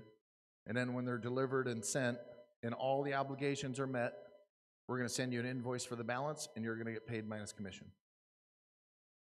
So that's how those work. It's been around for a few decades. It's a great way to go. It's not the only way to go. I am still a sale barn guy through and through, but there are a ton of advantages to doing it this way. So I'm not trying to sell this to you. I'm just telling you about it. The value in, and I'm only telling you that to get to this, the value in that being the video auctioneer is knowing the market trends. I have to know what the market trend is today in Mississippi and in Washington and in Nevada and in Michigan and in Pennsylvania and in Eastern Canada and North Dakota and Texas. Like, there's different cattle in all of those areas. I am not a market studier. I have to get a feel for it, and I have somebody on the block that's going to help, and then we have this little thing called a reserve sitting next to me, so that really helps me understand value a little bit too. But I have to know those market trends in those different areas. I have to study the catalog ahead of time, because I'm not looking at the cattle walking in and saying, ooh, those cattle are carrying a little bit of tag on them. They're going to be a little bit cheaper, and they got some extra flesh on them. They're probably going to back them up, and they got a lot of fill. I'm not looking at them in that regard, right? So I have to look at the catalog and say they're offering a 2% shrink. They're offering they're going to sort out anything with a short ear. So I can look through the catalog and I can see where the value in these cattle is going to change based on what the market is and what they're offering for that buyer. I need to understand the terms that are associated with the video. There's different terms, like they'll have program cattle, NHTC. Now they'll have that in the stockyard too, but it's important for me to know what NHTC means. To this day, I don't know what those initials stand for. It's like non-hormone something or other. But what I know it means is it doesn't have any implants, and the cattle are going to be, their condition is going to be outstanding. That's what I know it means. I don't know what the initials mean. I just know that when I say that, that's what I'm telling people. If I said that there's a 3% shrink, I need to know what that means. What that means is when they load the cattle, we're going to minus 3% from the weight, because they're going to lose weight as they're being freighted. So the buyer doesn't want to pay for all of the weight that's left in the trailer when the cattle get off. So we're going to offer a buyer, we'll give you, if they weigh 50,000, you'll pay 3% less than that many pounds. Does that make sense? So I need to know what that term means. And maybe I'll look at the weigh-up condition. They say, we're going to gather all morning, we're going to put them in traps, we're going to sort after lunch, they're going to be loaded on goosenecks, they're going to be hauled 14 miles and weighed on a scale, and then loaded on the truck with a 2%. Well, that is a ton of weigh-up. So that 50,000 pound load, they might only be paying for 45,000 pounds, because they're going to shrink the whole time they're sorting them, and then they're not even going to sort them till after lunch, and they've been penned up without hay and water. They might, and then you're going to add 2% or 3% to that. Like, these cattle might be a 8 to 10% shrink on this deal before it's all said and done. So I need to know what that means, because he's offering value by doing it that way. I need to make sure to communicate that to the buyer. Communication with the bidders and the staff is really of utmost importance in the video. In a commercial deal, in the purebred, the purebred deal, the ring man, separate from commercial, in the purebred world, that ring man is extremely crucial and will probably make more money that day than the auctioneer. That's how they do that. In commercial, they're just turning cattle. In the ring, in the purebred deal, they are pulling money from the pockets. In a video setting, kind of similar, but the ringmen often don't know what's going on this screen. Like, I may have buyers from all over the place. We may be at a banquet like this, table up here. I've got 4 or 5 internet screens going on. They're showing me the video. They're showing me who's bidding, where the bidding is coming from. Are they hovering over the mouse? There's like 10 different things going on up here. I need to be able to communicate that to everybody. So it's a little bit more important, I think, in the video than in a lot of the other ones. We have to stay on pace. For a while, we were broadcasting on RFD. We had a window that we had to sell that cattle on. We had to stay on pace. Getting started in the video deal, there aren't a lot of opportunities. I mean, that's just the way it is. You can, I got my stop because the guy that hired me, him and I went to auction school together. Like, I mean, I had some success, and we kept close, or not close, but we kept an acquaintance. And he's like, yeah, he's my friend. He does a good job. I went to auction school with him. This will be pretty neat. Like, him and I, 20 years old at auction school, and now here we are sitting on Superior's block. I'm running the sale, and he's selling it. That was pretty cool. I think that's why he did it. And then he liked that I thought I did a good job, and then I won the world, so he brought me back to work for his new company. I had some name recognition. I had an opportunity to get in. I took advantage of it. But if you want to get started in the video auction and you haven't won the world contest, or you didn't go to auction school with the guy that runs the block, you can rep cattle. You can help video the reps cattle. You can run the clicker, meaning, run the internet portion. You can learn about that. You can roll up the cords. You can call any of those guys and say, what can I help you with? The main thing you need to do is get behind the curtain, because that's what I feel like the videos are. The video is like a curtain. Everybody behind it's in the know, and everybody else in the industry is on the other side of that curtain. So if you want in, just find a way to get behind the curtain by doing something else, and you'll eventually work your way in. Superior mostly hires world champion auctioneers. Troy Robinette is not a world champion, but he does the announcing. He took over for a guy, he does the announcing. Now he sells their Holstein deal. A friend of mine is a good rep. He's actually a pretty good auctioneer. And if me or Jace can't make it for Live Ag, and he's there representing cattle, he'll probably get a turn behind the block. He'll never win an auction contest. He's not that kind, but not that he couldn't, he's just not going to stay after it long enough to be able to win any. So, but he'll get an opportunity. Once you're behind the curtain, you become an option, and working very hard at not damaging the company's reputation is extremely important to your value. The last one we're talking about is equine auctioneers. We have different horse auctions by breed. You guys are in horse world here, right? Like, what's the one, Phasic Tipton? Is that all thoroughbreds? Yeah, isn't there another one that's all like Keeneland? Oh, which one does all quarter horses?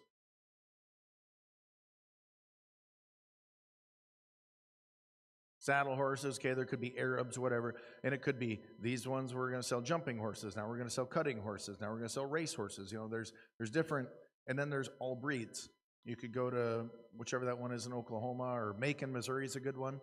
They'll sell any kind. What's the difference between Phasic Tipton and Macon? Well, the difference is at Phasic Tipton, they're going to have a great big stand. The auctioneer's going to be sitting up there, and he's going to have a suit on, and everybody's going to come out all prim and proper, and they're going to hold it, and they're going to sell to the sheik of Saudi Arabia. And at Macon, everybody's going to be spitting on the floor, and they're going to be trying to screw you, and probably smoking a cigarette, and there's a whole bunch of chaos going on. But the real difference, the commonality is they're both using the auction method of marketing. That's the commonality, so I'm only saying this because there's such a negative opinion about horse auctions. Like this, it's a slaughter pipeline. If I sell a horse at auction, I put it into the slaughter pipeline.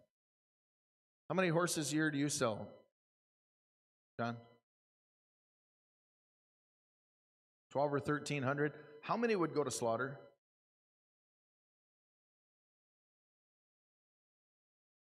Less than 10? Probably not even, right?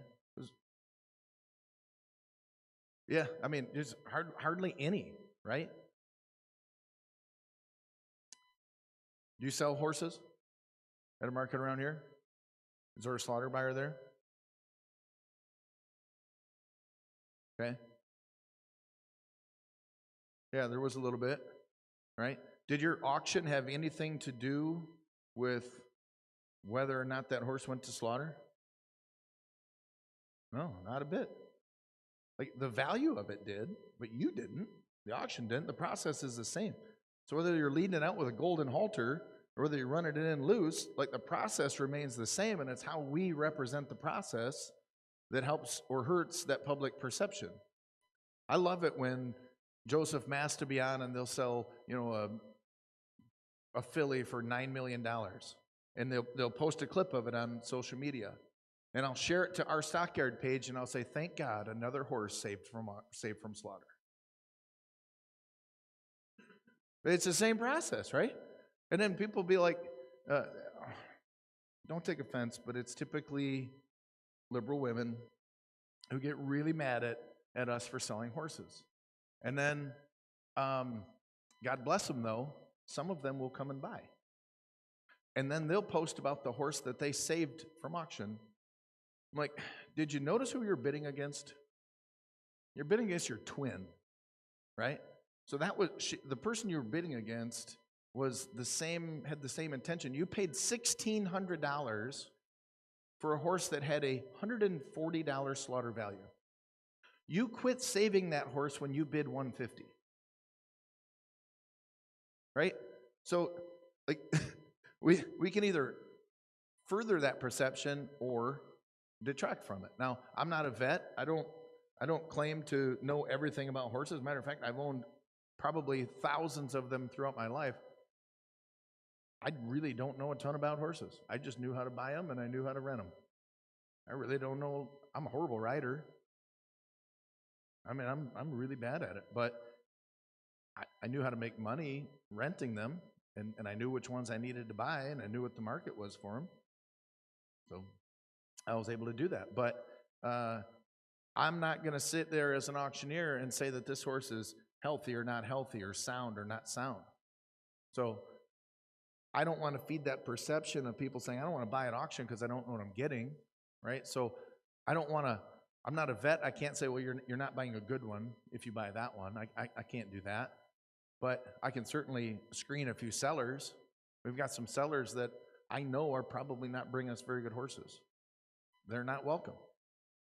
I'm not going to try very hard. Sorry. People come up and ask me about your horses. I'm going to say, I don't know that much about it. I'd be careful. And then when the horse comes through the ring, I'm not using a whole lot of power in my chant. I don't want that there. And like Andy talked about, your reputation, those people talk to each other and they say, don't bother going to Gaylord. Don't bother taking one up there. You ain't going to sell it. And if you got a good one, they'll gladly sell it for you. Yep. So I want to further that. I want people to come and buy something from our sale and then tell their neighbors. And we get this on Facebook once in a while. And it's actually, I used to have to fight all these battles. Well, now people will say, I'll post like, here's a pony for sale. And somebody will comment on there, oh gosh, somebody please save the pony. Save it from what? They're like, well, there's slaughter buyers there. Or I'm like, you know what? Come to our sale and try to point out the boogeyman. Like, if this room is all our audience, like, come here. If you're so sure that we're bad people, come and point out which one of us is the worst. I think it's pretty difficult. I think you'd find that you'd be looking in the mirror when it comes to the actual rest of the audience, right? Like, we're all pretty similar in that regard. Like, we want the best for it. Anyway, somebody will think the horse is going to have a bad ending, and then our whole community will pile on. I bought the best horse I ever owned there.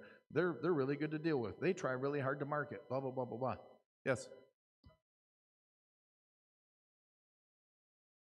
Oh yeah, yeah, 100%. Like, like, like if yeah, yeah, that's right. Social media can be one of the best ways to market, and then some of the stupidest people in the world. His pony was on there. His kid was riding it, and what did he do? Pull back on the bit when he jumped, or the horn, or something. I don't remember what it was. And this lady's like, oh, "I feel bad for that pony." Like, I feel bad for whoever like raised you. You're an idiot. Like, anyway, I'm digressing, or I'm getting off on a tangent. The important thing is for me with equine auctions is, are you hampering, or are you hurt, or are you helping? Like, let's help our image. Let's try to do the best we can. When I'm selling horses, I'm promoting the emotion, right? Like, I know that lady is 60 years old. She's a little bit out of shape. The last time she rode competitively, she was 35, and she wants to get back into it. Like, I'm going to sell to her dream.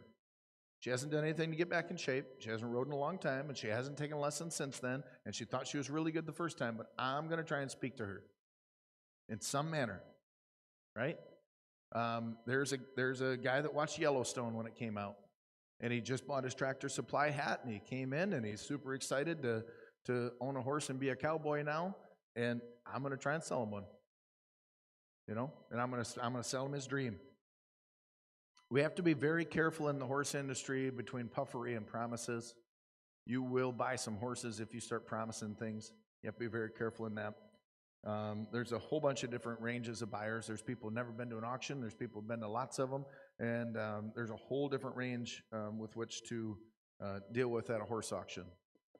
In conclusion, our job almost always boils down to knowing the market. The exception would be the horse industry. You tell me what an 8-year-old, like, I get this all the time. What's the horses worth these days? Which one? I ask them, like, which horse? Well, just a normal horse. Can you tell me what a normal horse is? And then I'll tell you what the market is. Well, something about 8 years old, anybody can ride, 1,200 pounds, a little bit of color, got one watch eye. And I'm like, you're describing the hardest horse in the world to find. So that's not a normal horse. So the one that you think is normal, because anybody can ride it, is actually, that horse probably 15,000, could be 30,000, on a horse like that.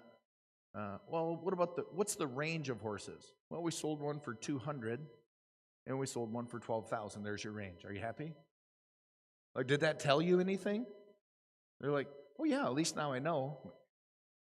No, you don't. So anyway, the horse industry, like, Will's emotions are worth more than Charles's emotions. If Will watched Yellowstone and he wants to be a cowboy, and Charles's his cowboy days are behind him, I'm speaking about two different things and perhaps two different values of the same horse.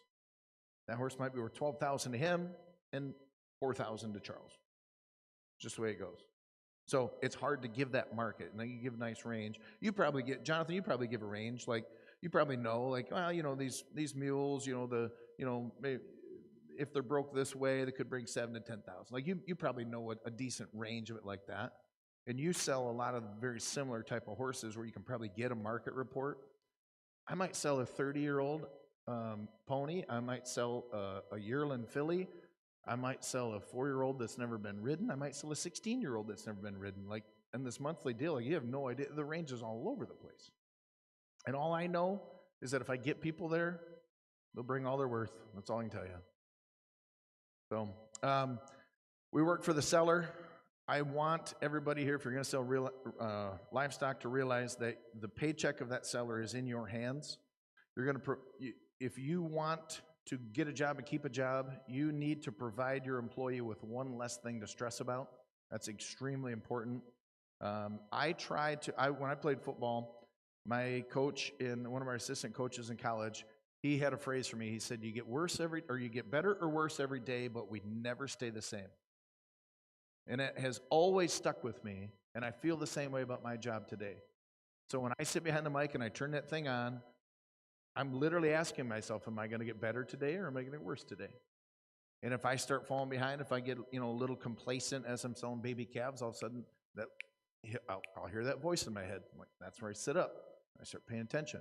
I start doing a better job. I want to get better today. I try to get better every single day. I work on how I talk. I will literally drive down the road reading street signs and emphasizing certain things and trying to say it in a better way. I do not do a good job of protecting my voice. I need to do a better job of doing that. But I want to work on how I talk. I want to be able to emphasize things correctly. I want to hit syllables. We are a really vital role in the livestock industry. Vertical integration is attacking our industry at a pretty rapid pace now. It was a snail's pace for a long time. It's been figured out, and it's moving a lot more rapid.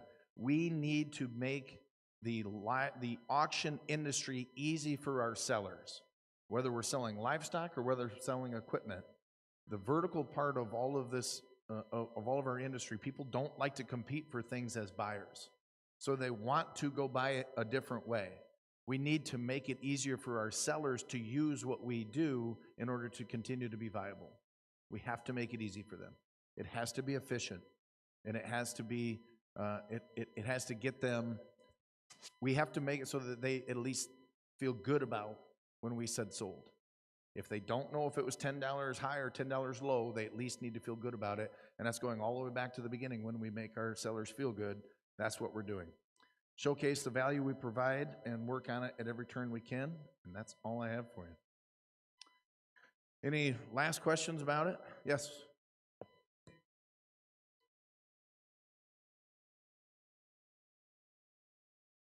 Yeah. So the ringmen that I know that work on that, they have such an incredible communication skill. And in the video, they're very good at it too. Extremely good. They have such a communication about them and such a good read that they're the boots on the ground to me that connects that bidder. And seeing and raising that enthusiasm up is just one way that I've been noticing. And one thing, I was thinking about that this morning. I was like, I got that call to do the bull sale. I was like, who do I have come ring that thing? I was like, my nephew. My nephew's been working on being a ringman. He's doing a pretty good job, but he's lacking that enthusiasm. He's technically sound, but he just lacks a tick of enthusiasm and that snappiness about what you would see at a purebred auction. And so I either got to get him there or I got to find somebody else that's going to do it. But that snappiness, I feel like when the sale is happening there and you're looking through your catalog, that ringman number one is offering some confidence for you. That it's okay. Not smiling if I says it's okay. You know, this is a good one for you. You're not going to regret this. I think they offer that confidence. I think there's a connection there. Right? And then the communication between them where, quite frankly, if that seller says, my bulls today are going to bring 4,000 plus. If they bring less than that, I'll keep them and I'll do something else with them. I'll make them 2-year-olds or I'll use them in mine or I'll cut them and I'll feed them out. But they're going to bring 4,000 and up, and that's what they're going to be. And then to watch the communication between those ringmen, knowing where they got to be on certain ones, is pretty incredible. And they add so much value in that regard, in my opinion. And it's hard to do alone on the block. It can be done, but it's done without the same energy.